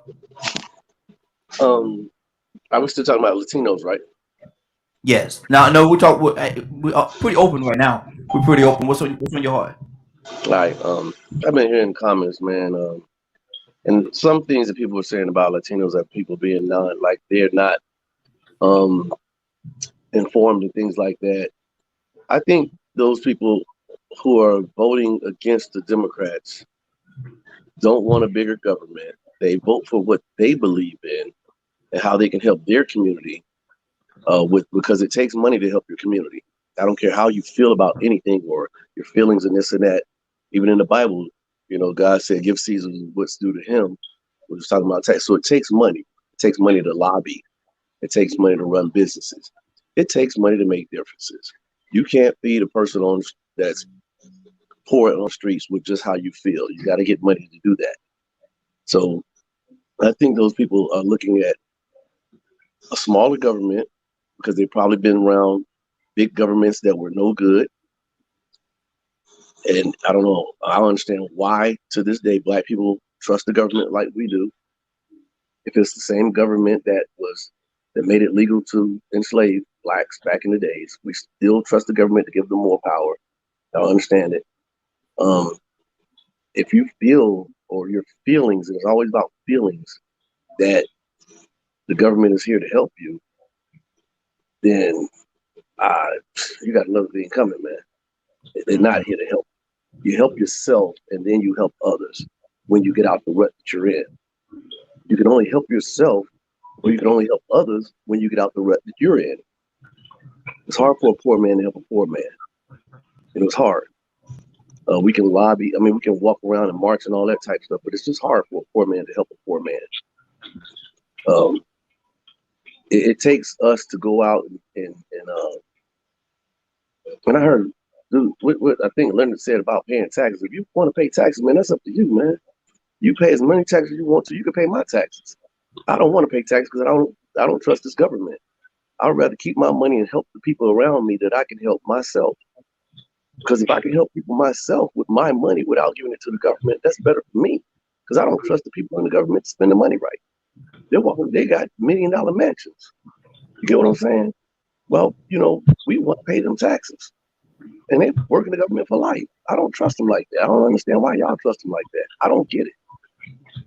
I don't get why y'all trust the government so much. And I've worked for the government being in the military. Mm-hmm. And I've been on the other side of the government by being in prison. So I understand why you trust the government so much. I just don't get it, man. Hey, Raheem. Yes. Just to add to what he said, let's just go ahead and just got to address the lies. The government has helped millions of people. Bruh. Millions. They have helped millions of people. The government has one at a time, Charles. Hold on, Charles. The government has created programs to feed people with no food, to provide them with clothing and shelter. And so did the Black Panther. But the Black Panthers wasn't doing it but for one community. That's not true. They did it for whites, now, blacks. Charles, hold on, bro. You understand what I'm saying? Everybody hears it now. Just what Rico said previously, just what I said. It's the selfishness.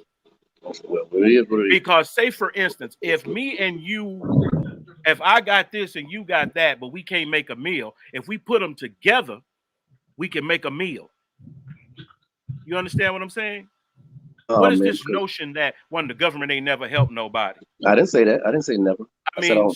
So this notion is just like this romance with black business and the business model itself. You are not more likely to get a loan from a white bank than you are from a black bank. They use the same criteria. One is just owned by people of a different race. That's really the only difference. The reason why it became popular is because we have a history of discrimination by white banks. There's nothing wrong. Economics is the same. But when you add that racism to it, that's what throws it off balance. You have people that could not afford education, and the government came up with a program to send poor people to colleges and universities to get that education. Because before, only a select few were allowed. Y'all probably don't study history enough, but only a select few were allowed to get certain educations, and they were only the people with money. So guess what? Charles will go help who he can, but guess what? Charles' little money gonna run out. He ain't gonna get off his block. He ain't gonna get past next door with his money. Because how many of you can support and financially take care of 3 households, for instance? Three households on this call right now. How many of you can pay the rent, the groceries, and everything else for 3 other households? That doesn't make sense what you're saying. How can you do that, Raheem? Can you do it? No, sir. Toussaint, you got that kind of money, Toussaint? He muted. Unmute yourself, Toussaint. No, you don't. You don't understand the vastness of the problem. When you sit around talking about, I'm gonna just help who I can, and that's how we all be broke. That's not true. You got 4 or 5 people that barely got something, while another 100,000 don't have nothing. That's not balance. If I'm gonna drive on the street to go to work, and you gonna drive on the street to go to work, why shouldn't we all chip in on making sure that street is safe? Why wouldn't you do that? Understand that what we just talked about, half of this country still believes like Charles. Let me ask you this. That's why we have these issues. Let me ask you this, Leonard. I'm gonna let you ask who are the biggest spenders? Who are some of the biggest consumers in America? As in races, as in cultures. Everyone are consumers. No. I said, who are some of the biggest spenders as of in cultures? It's too vast. People spend money based on what they have. Okay, so who are some of the biggest spenders as of in cultures? Culture don't spend money. All right, who are some of the biggest spenders as of in cultures of people? Wealthy people. All right, again, let me tell you, it's black people. Because you keep beating on it, you know the answer is black people. Why they gotta be black? Now who? Because we know they are. All right, now they can't be in the black neighborhoods, in the black neighborhoods, because you want to dance. I don't want to dance. I'm being straight to it. The black neighborhood keeps money in their neighborhood for like what, 6 minutes or something like that, when other cultures and people keep it in longer. So we don't even know how to do our money. So like this notion That's that a the lie. government has to take, Right. like Please this come notion, to me. like Please this come. notion that the government has to take care of us Hold is on. That's a crazy. lie. When we Hold can on. think about Hold even on. back when Black Hold on. Wall Hold on. Street was Everybody, involved. hold on. Stop. Everybody stop. Everybody stop. We cannot talk over top each other because ain't nobody gonna hear nothing. Exactly. Because we saying different things. Let's let him finish his thought. You know, we're gonna be respectful. If nothing else, we're gonna be respectful. Let him finish his thought, then we'll go around and let everybody else say. Charles, finish it up for me. Even when Black Wall Street was around in the 1930s, that was nothing to do with the government. That was blacks putting things together to help blacks out, and with whites also. You understand? Black Wall Street was started with blacks and whites, not just blacks. It started off with blacks, Mr. Gurley with the hotel. Same thing we could do here. And their money stayed in the neighborhood at a longer time, and they did not depend on the government to raise their children. And that's all I'm saying. I'm not saying that we're going to reach better than the government. I'm saying we need to start reaching anyway. And then we'll get to that point that we don't need the government to run us or to tell us. Because if the government can give us, the government can take it away. Simple as that. If they can make a program, they can break and stop a program. And we're depending on that program. And that's not the way it's supposed to be. Okay, hold right there, Charles. Let me pull some more people into the conversation. Curtis, I think you had something on your heart you wanted to say. Well, oh my God. Oh Lord have mercy. First and foremost, I got this saying I live by. Capitalism without a conscience is corruption. I don't care how you twist it, how you spin it, how you flip it, how you turn it around. Capitalism without a conscience is corruption. There ain't no other way to put that. All right? That's number one. Number two, Charles, you have some valid points, but you put them out to point out the wrong ideology, brother. Because first and foremost, Black Wall Street, the dollar exchanged in Black Wall Street a total of 36 times.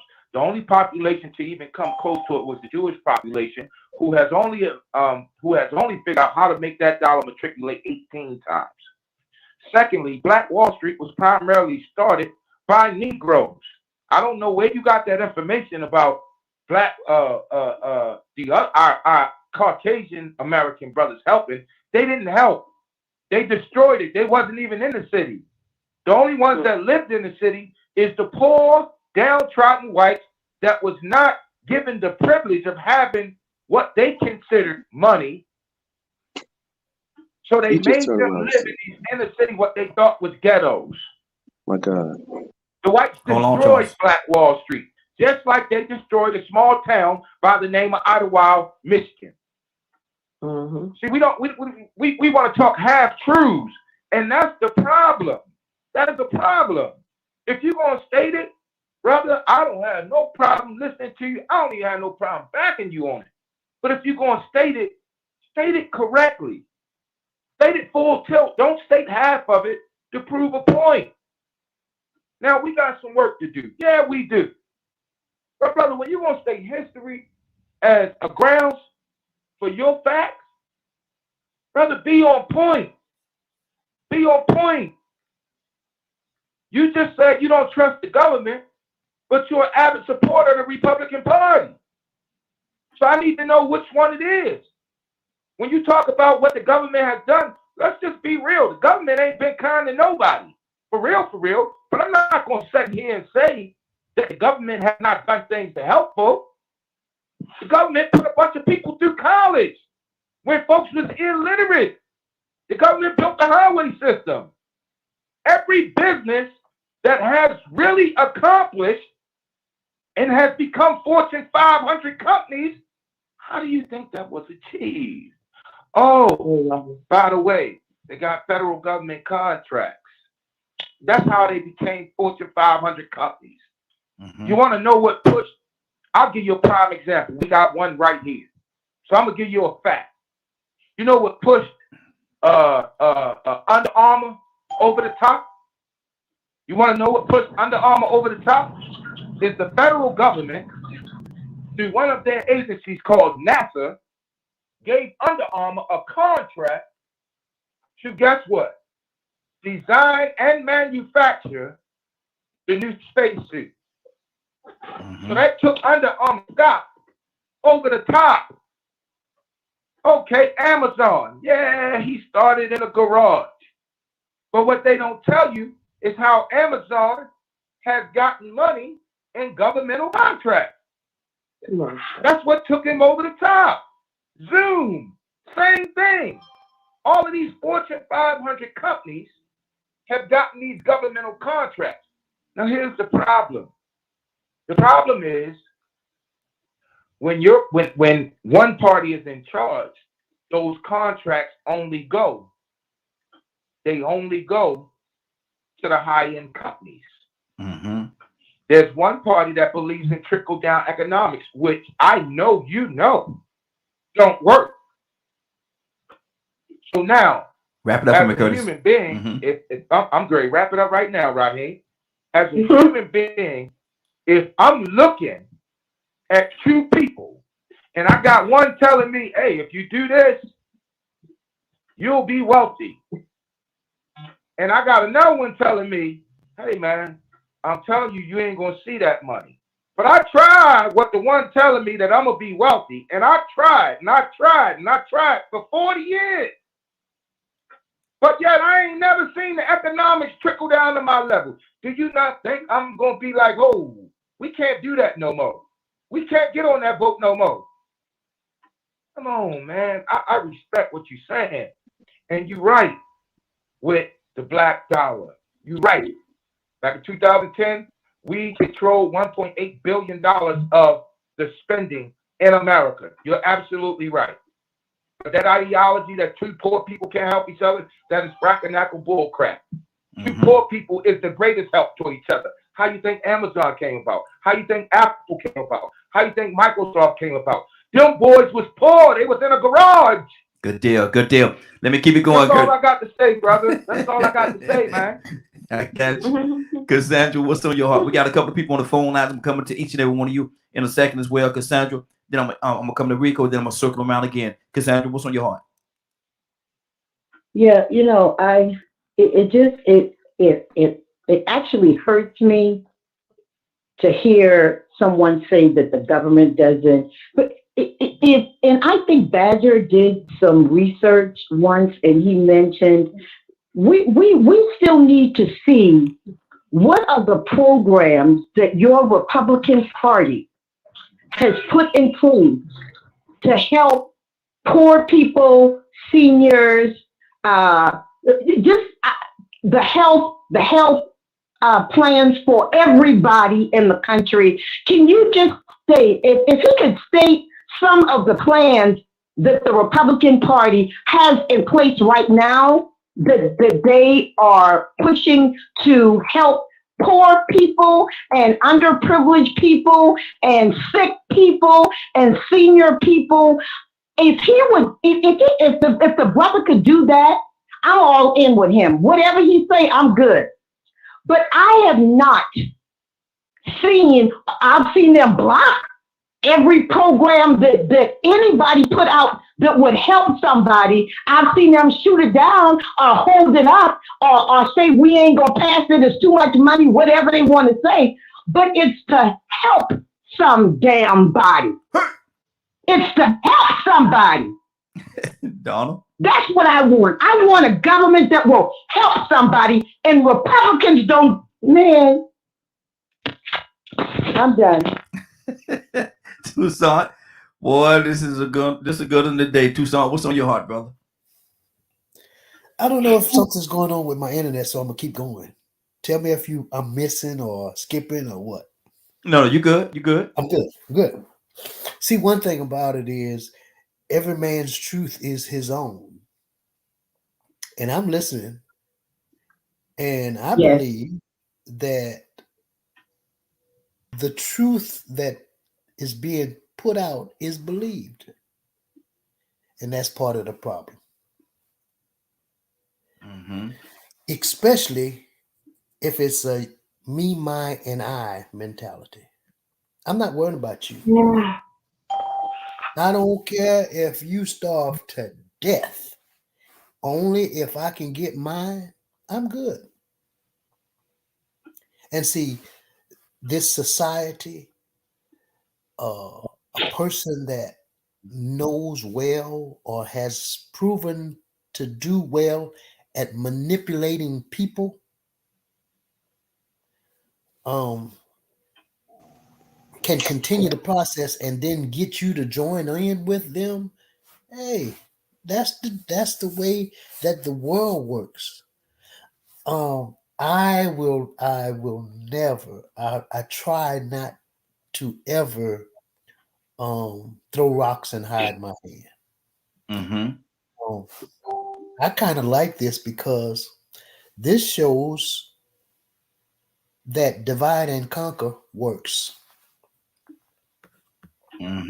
Yeah. It really it has been proven that if I can make something look good, and if you open up your mind, you can tell that it ain't no good. But if it just works for me and makes me get what I need, and the hell with anybody else mentality, there you go. I'm sorry, Cassandra. Then that's life. That's the way that this I heard something, and it kind of struck me. And I'm not throwing stones at you, my brother Charles. I hate to call your name out here. That's you and Leonard. Y'all go at it. I love this. I had a mind to throw a knife in the middle of the fight and see who get cut first. Yeah. Lord. Because this society wants us divided. Two mindsets that actually agrees, but don't agree on a broader level to cause us to come together. It works. Exactly. And for when what was said was the government giveth and the government takes away. Wait a minute. Wow. Wait a minute. I thought that was the Lord that You did heard that. it, Donald. You heard it.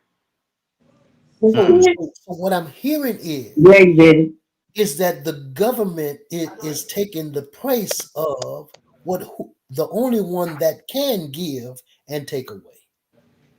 So we're worshiping an entity that is inferior and is just like us.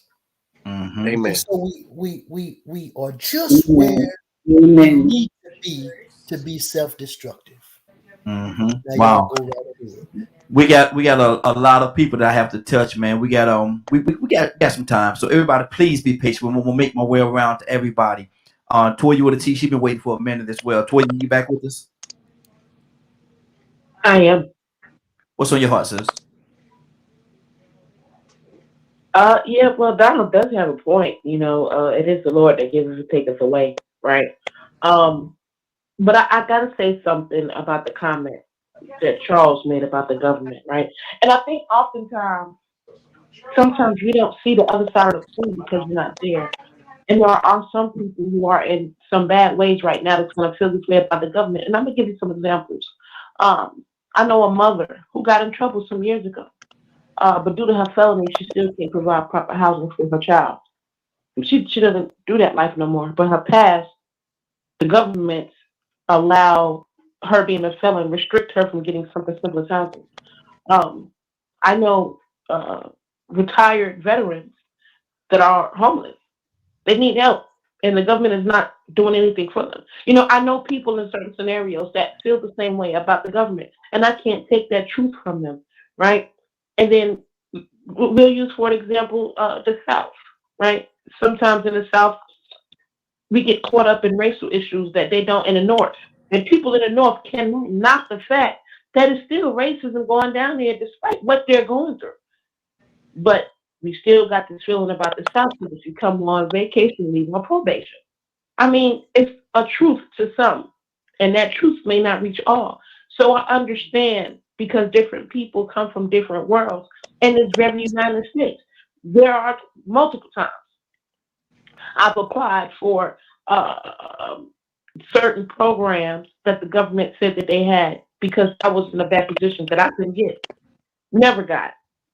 Even right now with Corona, there's some stuff out there that uh, I never got, can't get access to, right? So who do I blame? Because those are the things that the government said they provide for me, and I can't get access to it. So trust and believe that there are a lot of people out there that feel this way about the government because they can't make nothing shake. They're not, you know what I'm saying, receiving the results that they say they did. But when it comes to feeding us food with an agenda, that can happen, right? On top of that, I do some research about the Republican Party. There's a couple of things, you know, they talk about some of the Republican presidents have done, you know, when it comes to infrastructure, transportation, things like, you know, our act, right? And things don't just run by just one party in the United States. So we can't make it seem like whatever the Democrats created, even if they vote against it, that's their job. Some humans are just, they just got defiant spirits. But they still have to operate as a government to ensure that all of those things are out. But let's stop focusing on them. Let's focus on the people who run these programs and steal from them. That's good. That's Let's, good. let's focus on the people who's supposed to distribute these monies, these funds, who run these companies, and we're liars.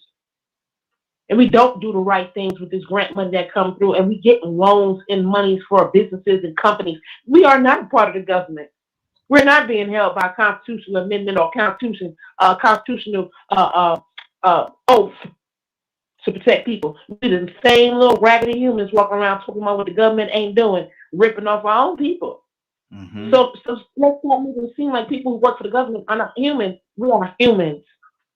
And when we as humans, whether you're a Republican, Democrat, conservative, or you feel like you are nobody, if you're working against the grain of what's going to make everybody complete, you're an issue. Last thing, the government provides our electric poles, our streets, things that I'm not going to do, things that we can't do. So the government puts a certain structure in America that if you look at Afghanistan, they putting in those 17 coins together per community and it ain't working. So let's acknowledge the structure that God, if we acknowledge God, that He has set up. And even though we got some issues in here, let's talk about the humans, and let's not make it seem like it's America or the government or the school.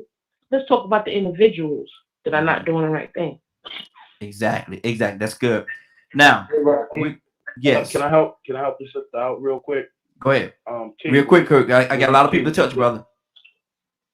All right. Well, just call when you get a chance. Call me because there's some programs out there that I need you to look into that will help that young lady. So I'll stop it there. See, just give me a call. Absolutely. Let me go. We got quite a few people on the phone lines. I want to touch them as well. I'm gonna go to Badger. I'm gonna go to Rico, and then I'm gonna circle around on the phones. So y'all be patient with me, please. Badger, what's on your heart? You know, with one of the comments that was said earlier, I'm just trying to figure out what white communities I've ever seen that hold on to their money and take care of one another. It's really confusing because primarily, if we want to do a racial card thing, the two races I see do that the most often are Hispanics and Native Americans, and probably Chinese or, Asian. So it's usually, actually, it's probably all of the races except white and black people, according to what some people were saying. So it seems like sometimes the main two races that have issues with community standards and being respectful to other human beings seem to be primarily two, for the most part. So, I mean, I guess it's it's slavery's fault, I guess. Wow. And it goes, looking at it with me being a mixed blood, and seeing the two different societies and being around both societies. You know, I always found it quite interesting that, you know, I've been around Hispanics, I've been around, you know, Native Americans, I've been around black communities, white communities. And I'm going to be honest, some of the most hateful that I've been around have been in the white and black communities.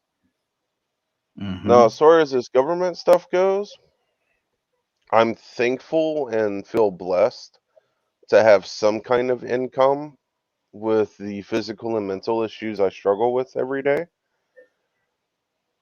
It would also be nice, you know, I mean, if Charles has enough money to help out, then cool. You know, my wife needs health insurance that, you know, my disability check is too much money for her, according to the Republican state of Texas. So, you know, it'd be cool if any of my neighbors would help out, you know, getting my wife the health care that she needs and the thyroid testing and the intestinal testing that she needs. So maybe she's not sick every day. But, you know, hey, who knows? You know, and minimum wage definitely wouldn't pay for it. So, you know, it's I guess because of the perspective I have, and if someone wants to say emotions, sure, yeah, I'm upset about it. But what's coming out of my mouth is facts of living here every single day, talking to lawyers, doctors, Medicaid, health insurances, being told that it's going to be $300 a month for her to have insurance with $1,000 deductibles. You know, so I'm supposed to use my barely a little over $900 disability check to pay all my bills plus $300 a month for health insurance. That makes all the sense in the world. Because once all the bills are paid, we barely have 200 left. So,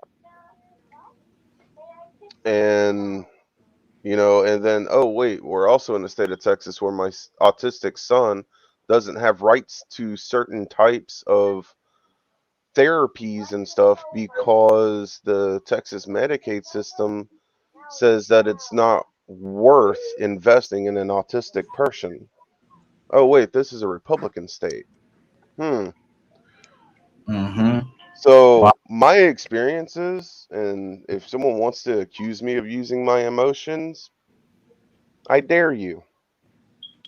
Come live the life in my shoe and show me what I'm doing wrong of why my son and my wife aren't getting the proper health care they need. Absolutely. Amen. Amen. Good deal. Good deal. And the phone lines are open 508-924-3521, 508-924-3521. Y'all give us a call. We'd love to hear from you. You're listening to DKM Media Group and Associates. Rico, what's on your heart, brother? Talk to me. You know, I'm one of the biggest people that talks against government sometimes. But I understand it's not really government, it's the people that's in the positions of government to enact their power or their ideologies or whatever. And so, you know, that's the reason why it's so important to vote. But at the same time, you know, I do understand the importance of voting, of not just voting, but government, because if it wasn't for government, we could probably still be in chattel slavery over here. You know, Toya brought up some big points. You know, we need the roads and the highways, the infrastructure that individual people won't do. You know, if you just if you didn't have to pay taxes and you didn't believe in government, or you just wanted to throw government out the window, then you would have a lot more rich people flying to space. You know what I'm saying? And at the same time, we ride around here on dirt roads, no utilities at all. So, I mean, you know, that there is a purpose, but at the same time, there has to be a balance. And so, you know, I noticed a lot of times we get in these conversations and then we bring up the black community and we start talking about Black Wall Street. And man, I swear, I love to hear about Black Wall Street and Wilmington, North Carolina, all these different places. But one thing we have to understand, you got one Wall Street that still exists. That means it was successful. And one that didn't, that doesn't exist. Now we could keep referencing Black Wall Street like it was a success, but we also got to acknowledge the end part is that it don't exist anymore. So somewhere it wasn't a success. For some reason it didn't succeed. Black Wall Street didn't have the support of the government to protect it. Black Wall Street was vulnerable. But we will put Black Wall Street on this pedestal like it was just the ultimate and best, even though it failed. It didn't fail because it didn't work. The system wasn't right, but it wasn't right in one place because it wasn't accepted by the government. Actually, the government helped destroy Black Wall Street. Also, the government was helped to destroy Wilmington, North Carolina, when it was majority Black in a Black economic sector, pretty much. So, you start thinking about those things, man, and we have to understand, true, that even though we have had our bad instances and good instances with the government, it's the people that are in the seats of government that we have to really take, I'm going to say, we have to have our input with. But at the same time, understand that if we're going to keep on talking about what worked in Black communities, we got to talk about what really worked. And exactly. That Black Wall Street, like I said, it was good to hear about it. And I hate to hear people actually talk about it as, it's something to embrace as a term of endearment, because without this one key piece, we'll still never have another successful Black Wall Street. And that's because we don't have a military or a government that would defend us. We actually had we didn't have the Homeland Security because the Homeland Security we should have had actually attacked Black Wall Street. So now how much are we going to still continue to participate and believe in this system and embrace or believe that we can survive in this system without addressing the elephant in the room? Exactly. And Panda, I see you. I can't get up and come across the room because I got a lot of different platforms going on here. But the number is 508. I can't come over to the screen, but the number is 508-924-3521. 508-924-3521. Give us a call. We love to have your input. Actually, let me go to the phone lines. We got K with the E. K with the E. Good morning. How you doing this morning? Oh, fine, and you? Hey, doing well, doing well. What's on your heart, sis? I was just listening, and I think I sent y'all a link. I think I sent it to you and Rico. I think it's a Black Bank, Greenwood. And I don't know. I'm just a history researcher and studier, and so I'm constantly looking to see if there's a change being made somewhere, and it may not be here, but it's somewhere.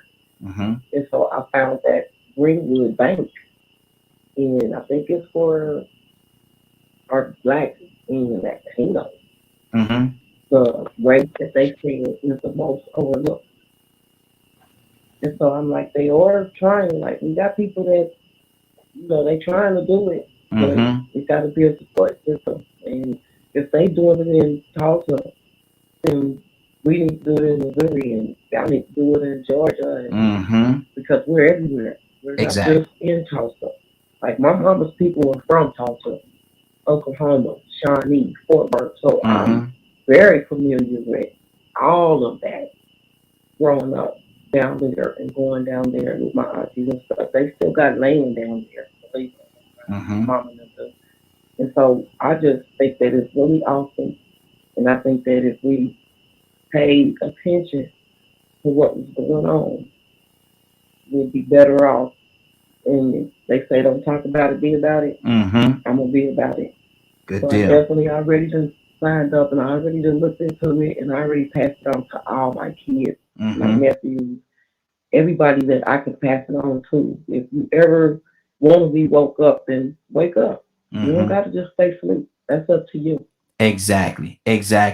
Now we got going back to the phone line again, and then after that we're gonna come to you Friday. I'll see you there. Let me see. Willa, are you there? Hi, I'm here, Raheem. Thank you so much for having me. Hey, thank you for coming. Real quickly, because I know the time is valuable. I just want to make a few points. I do agree with mostly everybody. It is two sides to the coin. When I think of the politics, the Democrats and the Republicans, as I was growing up, I used to think about them as like a gang, an organized gang. The only thing that they was concerned about was their party. It wasn't that they was concerned about the people. But then what happened was my father, he was involved in politics. So guess what he did? He involved me in politics. So I'm just saying, is the work is plenty, but the laborers are few. Everybody on this line, ask yourself and examine yourself. You know the things that are wrong. You know the things that are right. But what have you done? Are you just side coaches? Are you just talking about it with your friends? No, you have to get involved. And you have to vote. You have to not only vote, but you got to teach your children to vote. Because if you don't do that, then what you're complaining about is going to get worse. So we got to learn to be active. Knowledge is the key. I heard that one lady said that somebody was having a problem after they had got out of jail. Well, there are systems in place. There are people that are expunging certain levels of crime. There are people who are allowing criminals that have been in jail to give them a second chance. So you have to research. You can't just sit back and talk about it. You got to be a doer. You got to be a doer because I'm 53. So I know the changes that I'm going to make are going to be for my children and my grandchildren. Don't just talk about it. Be about it. And that's all I got to say right here. Good deal. Good deal. Appreciate you, sis. Friday. Good morning. How you doing this morning? Hi, Jer. What's on your list? I'm gonna jump in and jump out and mute. There's some work being done in the background, so if it gets too loud, I'll mute. But generally speaking, I'm not sure because I was disconnected for a little while what we're currently talking about. But from what I've heard so far, I would say, or what's on my heart to share, is all it took was a handshake. So when I say that is because at the time, historically speaking, when slaves have been freed and laws are starting to go in place for equality, the government, the military, was actually sent down south to enforce those equalities. And because of two parties, one got beaten out by the other, and they made an agreement that they would retract the military and stop enforcing the South to follow the new rules and that slaves were no longer slaves mentality and all these things that were being done to suppress them. And in the back room over a handshake, it was agreed that they would pull out the military and stop doing that. And what that did was then put into place, put into motion, the results of what we're dealing with even today. And slowly but surely, those individuals with those mindsets figured out that if they wanted to continue to have these things in place, that they too need to be in politics and government on a higher level outside of just down south. For some reason, somehow, even though we have raised up individuals, or I should say we didn't, but individuals have stepped to the plate, those individuals are now old and dying off. Who have we prepared to put in their place? Wow. Powerful. That's good. That's good. We got Michael. Michael, are you there?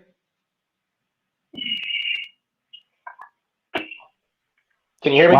Yes, we can hear you. How you doing, brother? Tell me about who you are, where you're hailing from. I'm from Atlanta. I'm actually here because of Charles Patrick over there. He sent me the link. Okay. I'm guessing that the conversation, you have to forgive me, I'm in the middle of trying to work out some other stuff, but the conversation's focus is whether or not you need government, correct? Well, we're talking about government, and we're talking about the different how different government branches deal and interact and different things of that nature. So what and let me start here with you. Let me start here. I asked the question earlier, and I say, why do you think a lot of our Latino brothers and sisters have transitioned over to the Republican Party? How would you address that? On that particular issue, based on my interaction with Hispanic people, they value family. Let me just back it up and say this. Before there was an Ireland, before there was a China, before there was a South Africa, there were people, and those people had communities. But what makes up a community is what? Family. A mother, a father, and children. And that mother and father and children make up a community. That community becomes a people, and that people become a nation. So anytime anybody asks me that question right there, you just asked me about Hispanics, they believe in family. Them folks are heavy on family. They have plenty of children. They all get together, and whether or not they all are doing construction or cleaning floors, they stick together. They love each other. They understand the value of family. They have a strong bond. They are a people. And if they all got to go ahead and trek across a desert to get to a better land, they get their backpacks, mama, daddy, and baby, and we gonna make it happen. They stick together. We as Black people, we don't have that bond. We've allowed ourselves to go ahead and be diluted ever since the 60s, and we already know where this conversation is going. What has happened? You have fatherless homes. You have mothers who, bottom line, really aren't fit to be mothers. You have children who are being raised in these broken homes, and they've grown up to have broken relationships and broken bonds and broken families and all this other stuff. So Hispanics, I see them gravitating toward Republicans simply because what? They value family. They stick together. Now, of course, you're going to have plenty of Hispanics who are going to go the Democrat route, which is only because what? That's who's being catered to right now by them. Democrats are catering because they see the future. The future is based on demographics, which is based on populations. The Black population, we're missing. If you look at the abortion rate and all this other stuff, we're missing about 40 million people. We missing some folks because we don't have a strong family bond. But these Hispanic folk, and we've all seen it, you know, somebody will try to call you racist, something like that. No. I know these folks. I talk to them every day. These folks having 10 to 20 children if they can, right? Let me ask you this question. I see where you're going with it, but let me ask you this question. In a roundabout way, am I hearing you say that the Black family is broken? The Black family has been broken. I actually looked at some, I don't have my sources or anything like that, but what they did was it was a study.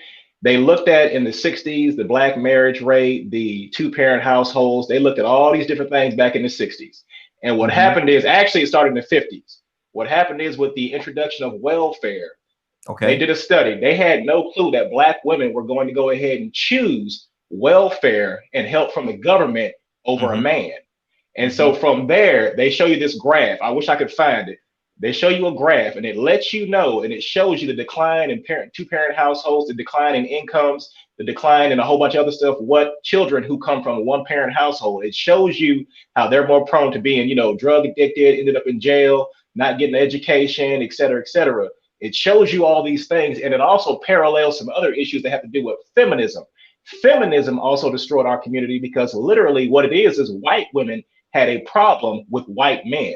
But what they did was they got these Black women to go ahead and buy into the whole thing of, oh, your men are going to leave you behind. Your men are, they're taking your vote and blah, blah, blah. No, that's not what happened at all. White women had a problem with white men. So literally Black women jumped on this feminism train of strong and independent, and I don't need a man for nothing.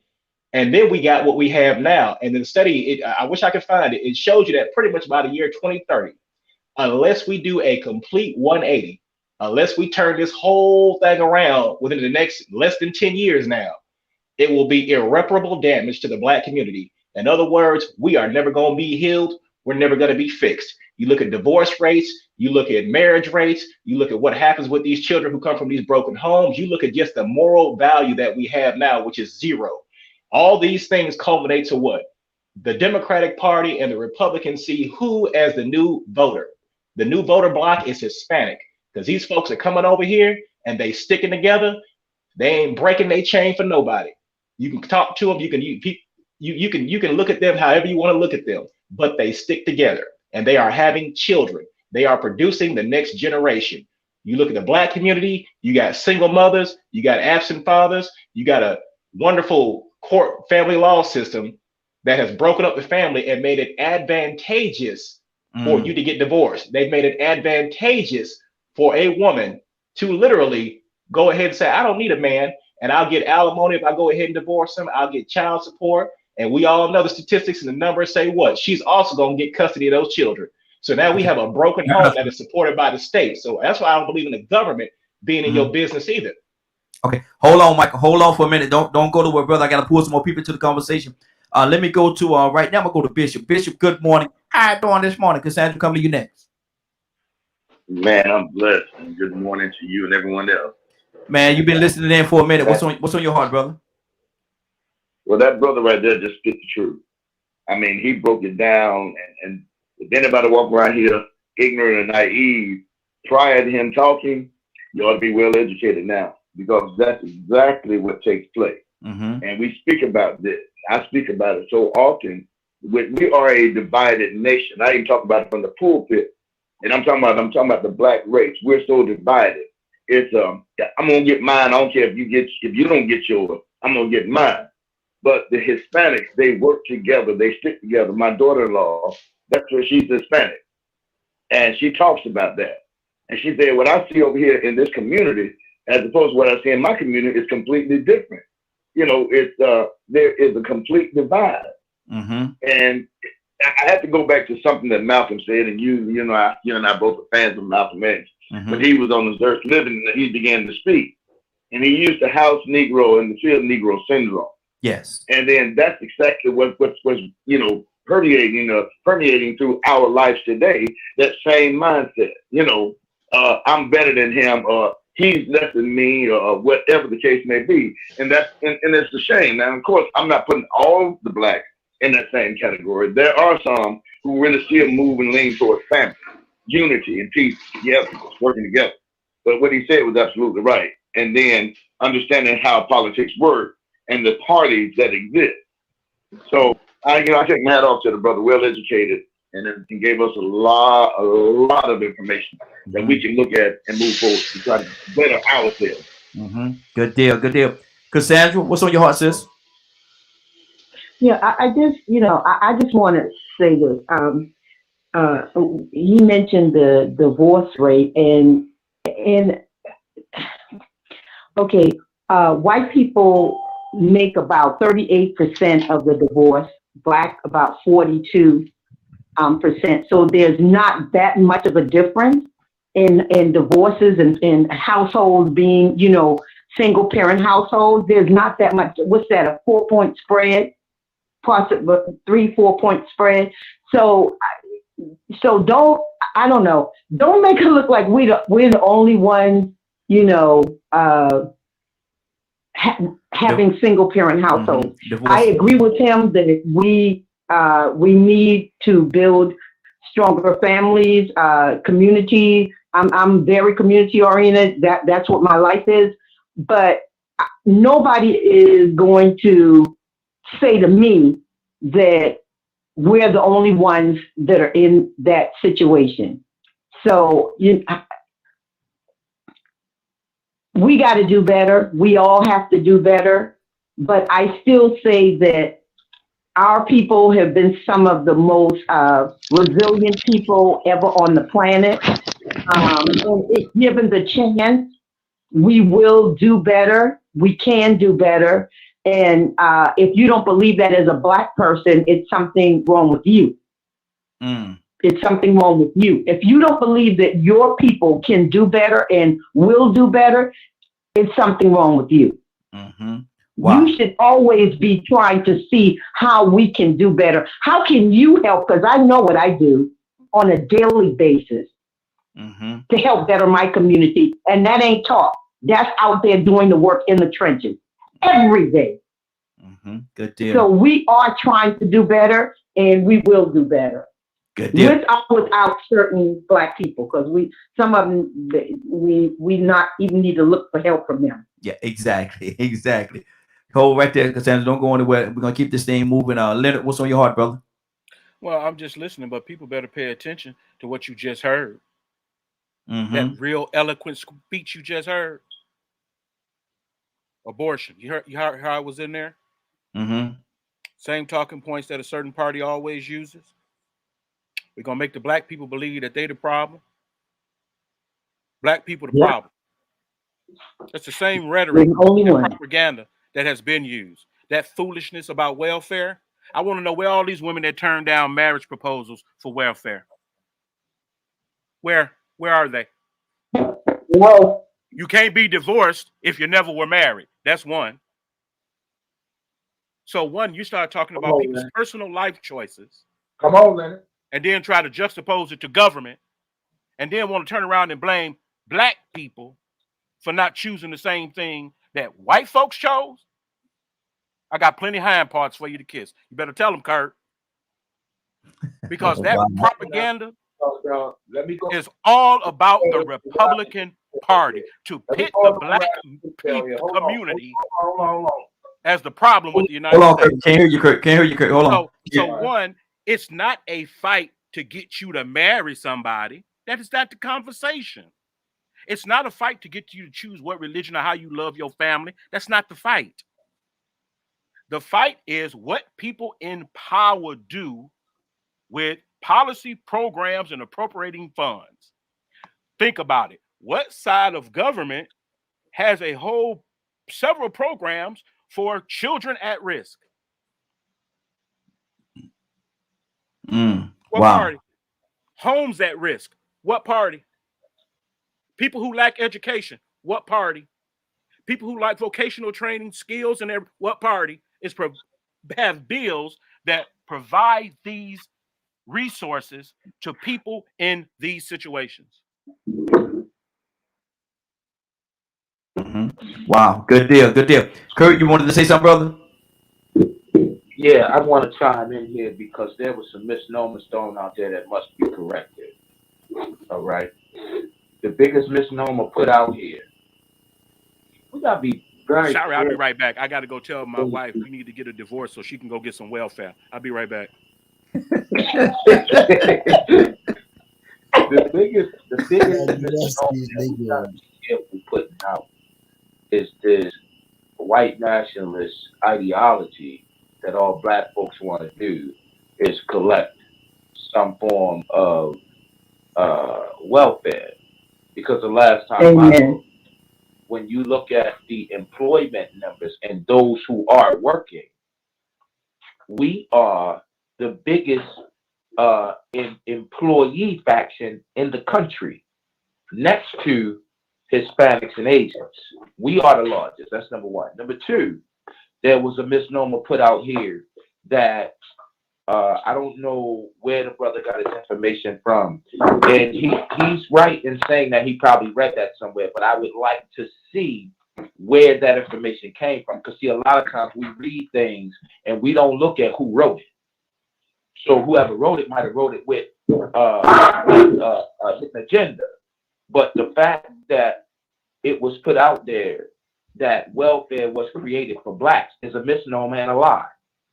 The welfare system was never created for blacks. Blacks was denied welfare for years. The welfare system was specifically put out there for poor white women who had lost their husbands and or their significant others during World War II. It was specifically put out there for those. The initial welfare initiative was specifically put out there for white women who had lost their husbands during the Civil War.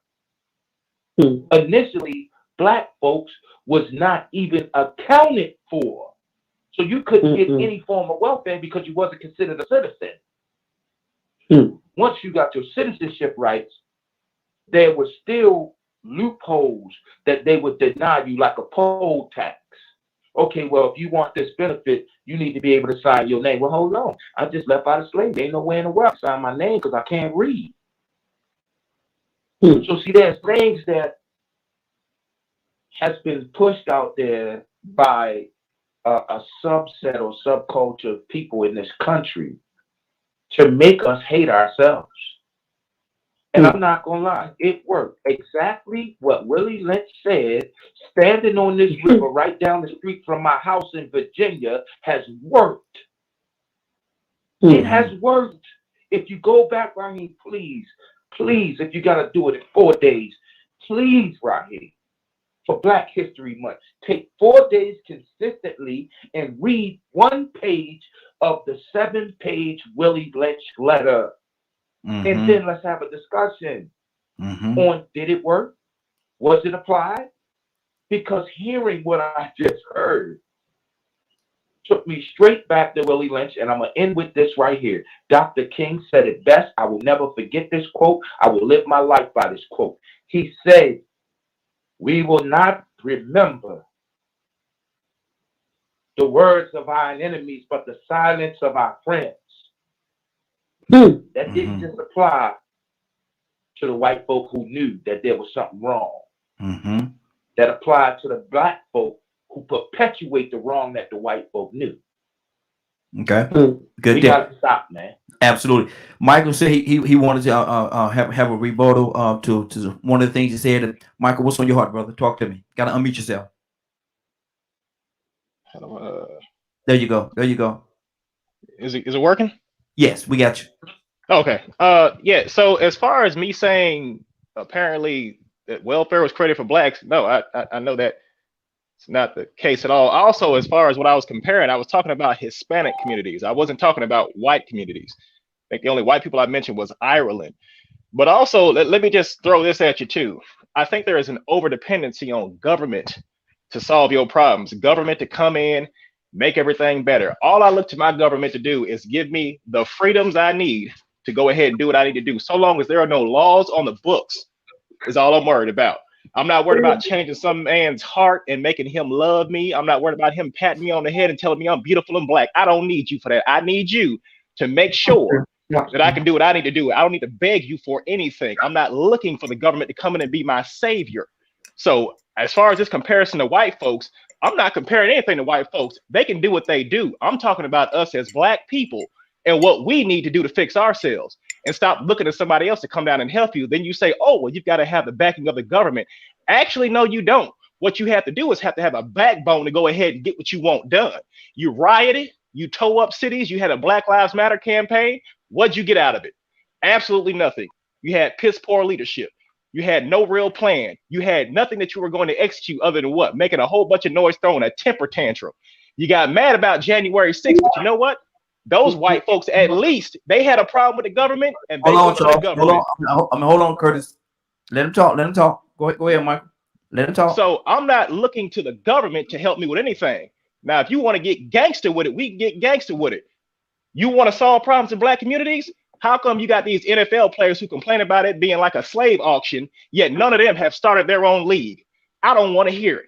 This country ain't that racist. Apparently, the people who own them companies, who own those leagues, ain't that bad.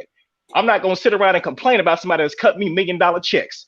You want to talk about, oh, well, you know, the government ain't helping us do this. Well, why are you looking to the government to help you? What you need to do is make sure the laws are in place so you can buy the land you want, so you can set up your own cities, your own municipalities. But you're not going to do that because it takes backbone. It takes some work. That's why.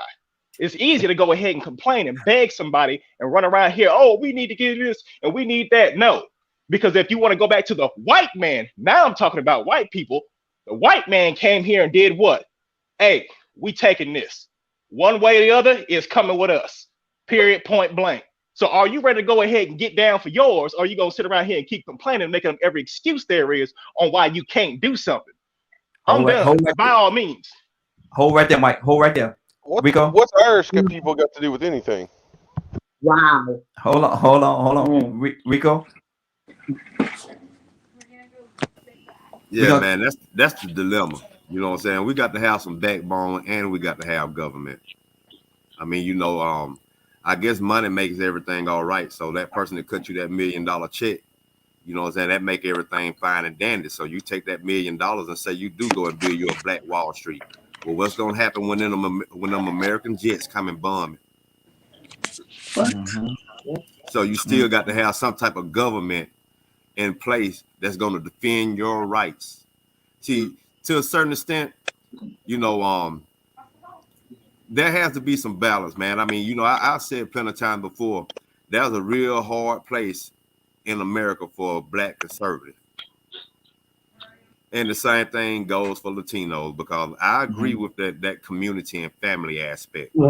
I believe in the husband and wife and the man and the woman. You know, I believe in that. And some Latinos actually, that's their basis for voting Republican or being conservative. They'll use that. Some will use that as an excuse just to, you know, to cover for the fact that they are all about business. It's all about money. So the thing is, you know, where can we fit in? I would have to side with the people that does do the most for the have-nots. You see, everybody doesn't have a backbone. Mike said something then, you got to have a backbone. Well, what about those children that don't have a backbone? They ain't expected to have a backbone to go and defend themselves against these same type of people that had the mindset to come and take what's theirs. You know what? I'm taking it with me. You know, that's a white mindset. But see, the brother said some real true things, because to a certain extent, we did accept that value system, that lifestyle. It's just that we adapted some of the wrong parts. When he said that about the marriages, well, he didn't say that about the marriages. It got turned to the marriages. He said 2-parent household, but he said it was true.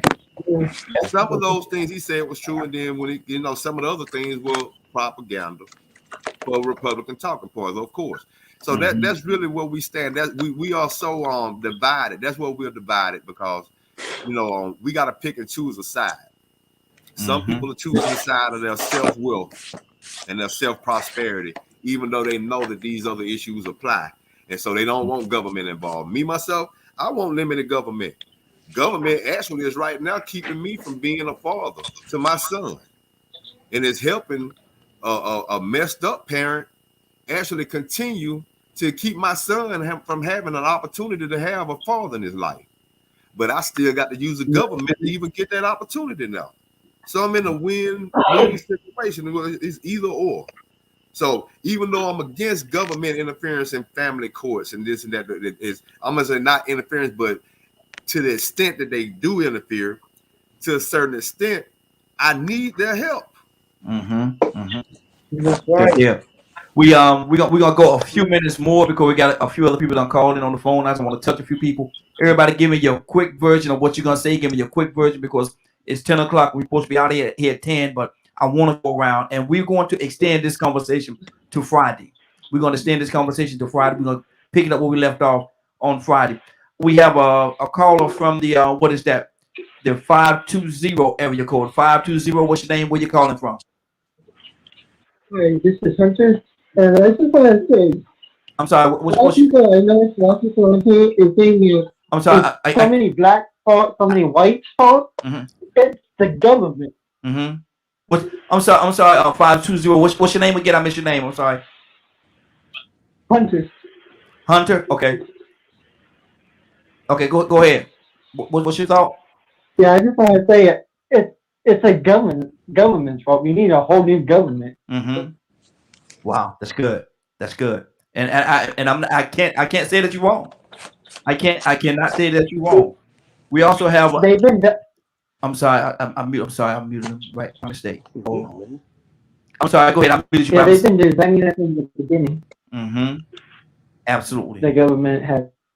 And so now, so we need to basically what I'm hearing you say, we need to get away from the Democratic and Republican Party and all of it, and just start. And the government want us to fight against each other. Yes, absolutely.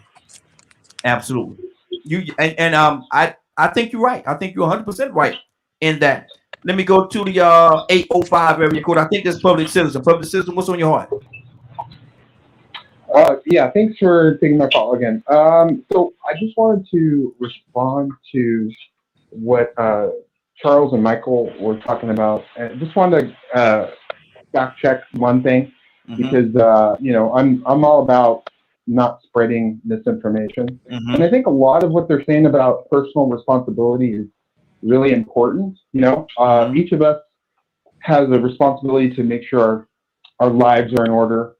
And sometimes people have, obstacles. They need help. So that's where the government comes in. We have a collective responsibility to help each other. So I would ask them directly, maybe not today, what exactly is the government doing that is harming marginalized people? I don't think they have an answer. Secondly, to fact check, I heard a racist trope. I don't know if it's accidental or not, but the thing about Hispanics having 20, 30 kids or whatever, I posted an article in your Twitch chat. It's actually comparable to Black Americans' birth rate. So just gotta, it's like that whole thing about like Black welfare queens and all this shit. you know, excuse my language, but you know, we just gotta not perpetuate stereotypes. Really harmful. Thank you. So I just wanted to share that. Exactly. Thank you. But nobody said agree. Yes. I agree with you 110%, brother. Absolutely. Charles, what's on your heart? I see you. I see your last over there, Charles. Before you go there, let me ask you, public citizen, is public citizen at school talking like that? Yeah, yeah. hey, he didn't mean to. He got a little excited. I can understand. But give me your quick version, Charles. We got to get out of here, man. It's 10:03. Hey, we can help each other, man. Real quick, I remember back in 2003, it was a community in Athens that they didn't have insurance. So this big giant church, they all got their own insurance. You understand? I mean, it's a big church. They got their own insurance. They didn't depend on Medicaid. They insured themselves. Like these mega churches here in Georgia that has 10,000 families in it. They can get their own insurance and insure themselves. Everybody put in a pot and insure themselves. You understand? We don't have to depend on somebody that can take something from us. And like Rico said, it actually is the people that's running the things that are corrupt. You understand? It's not always the system. Sometimes it is the people running it that's corrupt. So we can do these things for ourselves. The Black community, we have enough money to insure ourselves. You get what I'm saying? These big giant mega churches, instead of a preacher riding around in limos, insure ourselves. Have banks. We can open banks to do these things for ourselves. You know how much money goes through these churches? And I'm not just picking on churches. I'm just saying any community, you could do this. Yeah, exactly. Toussaint, anything on your heart, brother? Quick version. I just don't believe me. This is just me. If I see you oppressing me, I'm not going to join you. Period. I don't care if it just gets me to arrive, which I hadn't arrived. It's just a mentality that thinks just because I got a good house, I got a good car, and the hell with my neighbor, then I'm good. And that's the mentality of this society, and I believe that that's an issue. Might not be a problem for everybody, but it's an issue that needs to be addressed. Exactly. Toya with a T. Then I'm coming to our Bishop. Toya with a T. Quick version. Sis, what's on your heart? Oh yeah, no, I'm gonna keep it moving because it's after 10 o'clock. Great conversation, y'all. Love y'all. Have a great day. Hey, love you as well, sis. Bishop. Well, I say this, and listen to what Mike was saying. I was listening to the conversation. He wasn't making a comment. He was not making a conversation for me to rebut. I know how to separate and equate what he was talking about. And that's the thing about it. He was hitting some key points. He may thrown out some numbers. He may hit a specific demographic. I understood where he was coming from. So I took no offense to what he said. So, and that's the thing about it, understanding the conversation. And I like to hear and listen, not just so much to respond. So I appreciate it. So. Absolutely. Mike, quick version. Mike, are you there? Can you hear me? Yes. Go ahead. Yeah. Quick version. What's on your heart, brother? No, that's it. I mean, obviously, I wasn't being super specific when I said the whole thing about 20 or 30 kids. Obviously, that's an over-exaggeration. I didn't realize I was going to be dealing with people who wanted to just hinge and sidetrack on certain issues. But the main point is this. Why are you looking to? Because you say that America is racist. You say the government doesn't care about you. It doesn't love you. It hasn't done anything for you. The people you put in office haven't done anything for you because your situation, according to you, has not gotten any better. Why are you still looking to your oppressor to do anything for you? If they're not going to help you, if they're not giving you the help you want or desire, look at the outcomes you have. Apparently what you're doing is not working. You may need to try something else. It ain't getting you nowhere. So my biggest thing has always been, I look to the government to protect my rights. And by rights, I mean my freedoms, such as the Second Amendment. I need to be able to protect myself, not only from, thieves, murderers, rapists, robbers. I need to be able to protect myself from police. Maybe if the military goes rogue or something like that, I need to have a gun to protect myself. So you know what, government? I need that Second Amendment. Also, I need to be able to talk my trash and chew bubble gum too. I need that First Amendment. Michael, gotta go, brother. Gotta go. Friday, quick version. Friday, you there? I'm here. Quick Okay. version. Go ahead. Little Brown. Hey, Kay. Hey, Friday, are you there? Yes. Unmute yourself. I'm here. So my quick version is I'll end where I started with my comment a couple hours ago when I put it in the Facebook chat, that we spend more time, and as long as we spend more time being divisive and separated, we're not spending the time needed to come together. Because even in our differences, if we can't figure out that we have similar differences, but we want to fight our own individual fights as if it doesn't affect anybody else, we'll never realize that if we come together, we can get those things done a lot faster. And that's what I got. Good deal. Good deal.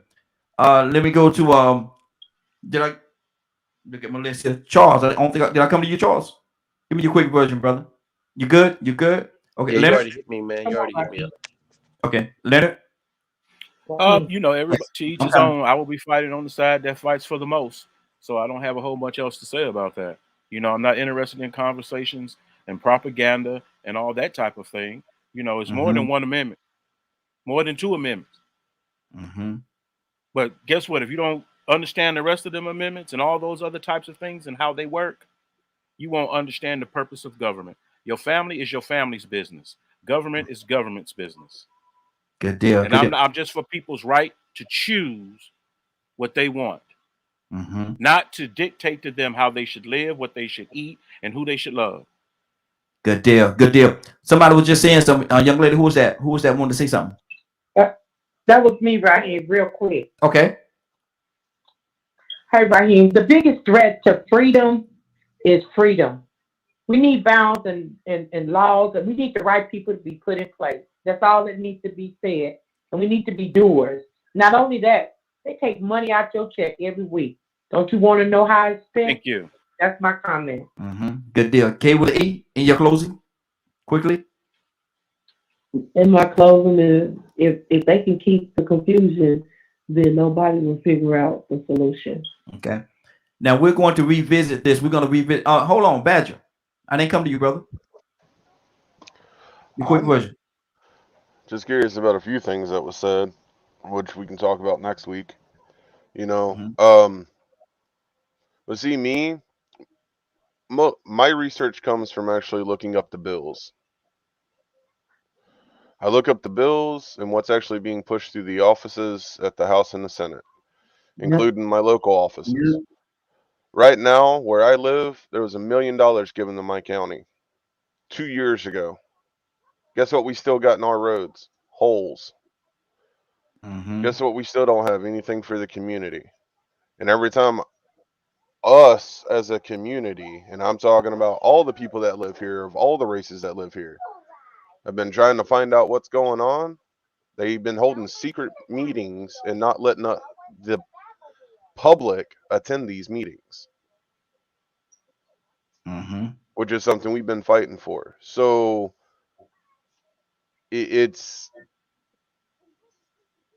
we need to work on who we're voting for that's sitting in these offices and these seats. Good deal. Good deal. Let me Rico, what's going on today, sir, at 3 o'clock? And we're going to revisit this Friday. We're going to pick this conversation on Friday. So if y'all want to be a part of it, certainly come back in and let's talk about this a little further, go a little deeper Friday, if you got the time. Rico? You didn't let me say anything. Oh, Cassandra, I didn't come. I'm sorry. I'm so sorry, Cassandra. I miss you. I'm sorry. Go ahead. Give me a quick version. No, that's okay. I just want to say, this is just personal. For me, I would not be alive if it were not for government health care. And I'm grateful to the government for allowing me to stay alive. And I just had surgery a couple of days ago. I will be having surgery again next Thursday. Hundreds of thousands of dollars for 3 surgeries coming up.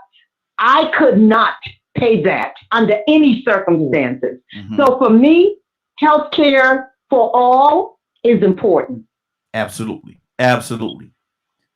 Rico? You know, Who was the sister that spoke before Kay? What was her name? That's Willow. Willow. Mm-hmm. Okay, man. She hit some key points, man, and it's funny because before I even called or got on the broadcast this morning, I thought about some of the things that she said, and first off, it does go back to the point that we have to make sure we put the right people in place.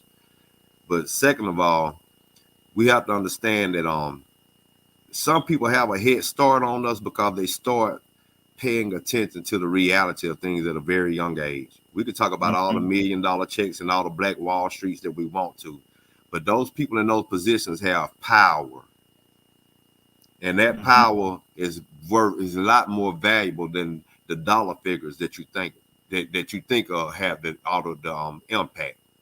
So I think about the head start that most people have because she said something key. Our children don't get interested, or our culture doesn't really get involved in politics until maybe their 30s or 40s, for the most part. Mm-hmm. But the other side, even in his Hispanics, but mainly with white people, they get involved a lot sooner than that. They're much more aware. So she said a key thing. Are we actually making a value system around our younger generations more about entertainment and trends and celebrities and leaving them unprepared and at a disadvantage because by the time they do start paying attention to government, they are so many steps behind that they don't even understand the first beginnings or workings of it. They don't have any interest in local government, state government, or federal government until a certain age, and we're at a disadvantage. So that awareness and that information and knowledge that we should have, it's like at 30 or 40 years old, some of us are like newborn babies in this political thing. Mm-hmm. And so that leaves us confused and not understanding which direction we're going in. So that's key. I'm glad Willa brought that up because we do need to make a point to start making politics and government, because that is what actually dictates our survival to a certain extent. That we start making that more of an important part of our family and community. Good deal. And good with deal. that being said, if you missed today's broadcast, watch this. Is that what's going on today at 3 o'clock? Oh yeah, if you missed today's broadcast, you can see the replay of this entire I want to say interior, but I messed it up. Of this entire broadcast at 3 p.m. Eastern Standard Time on www.dklmediagroup.com. Good deal. Good deal. Cassandra.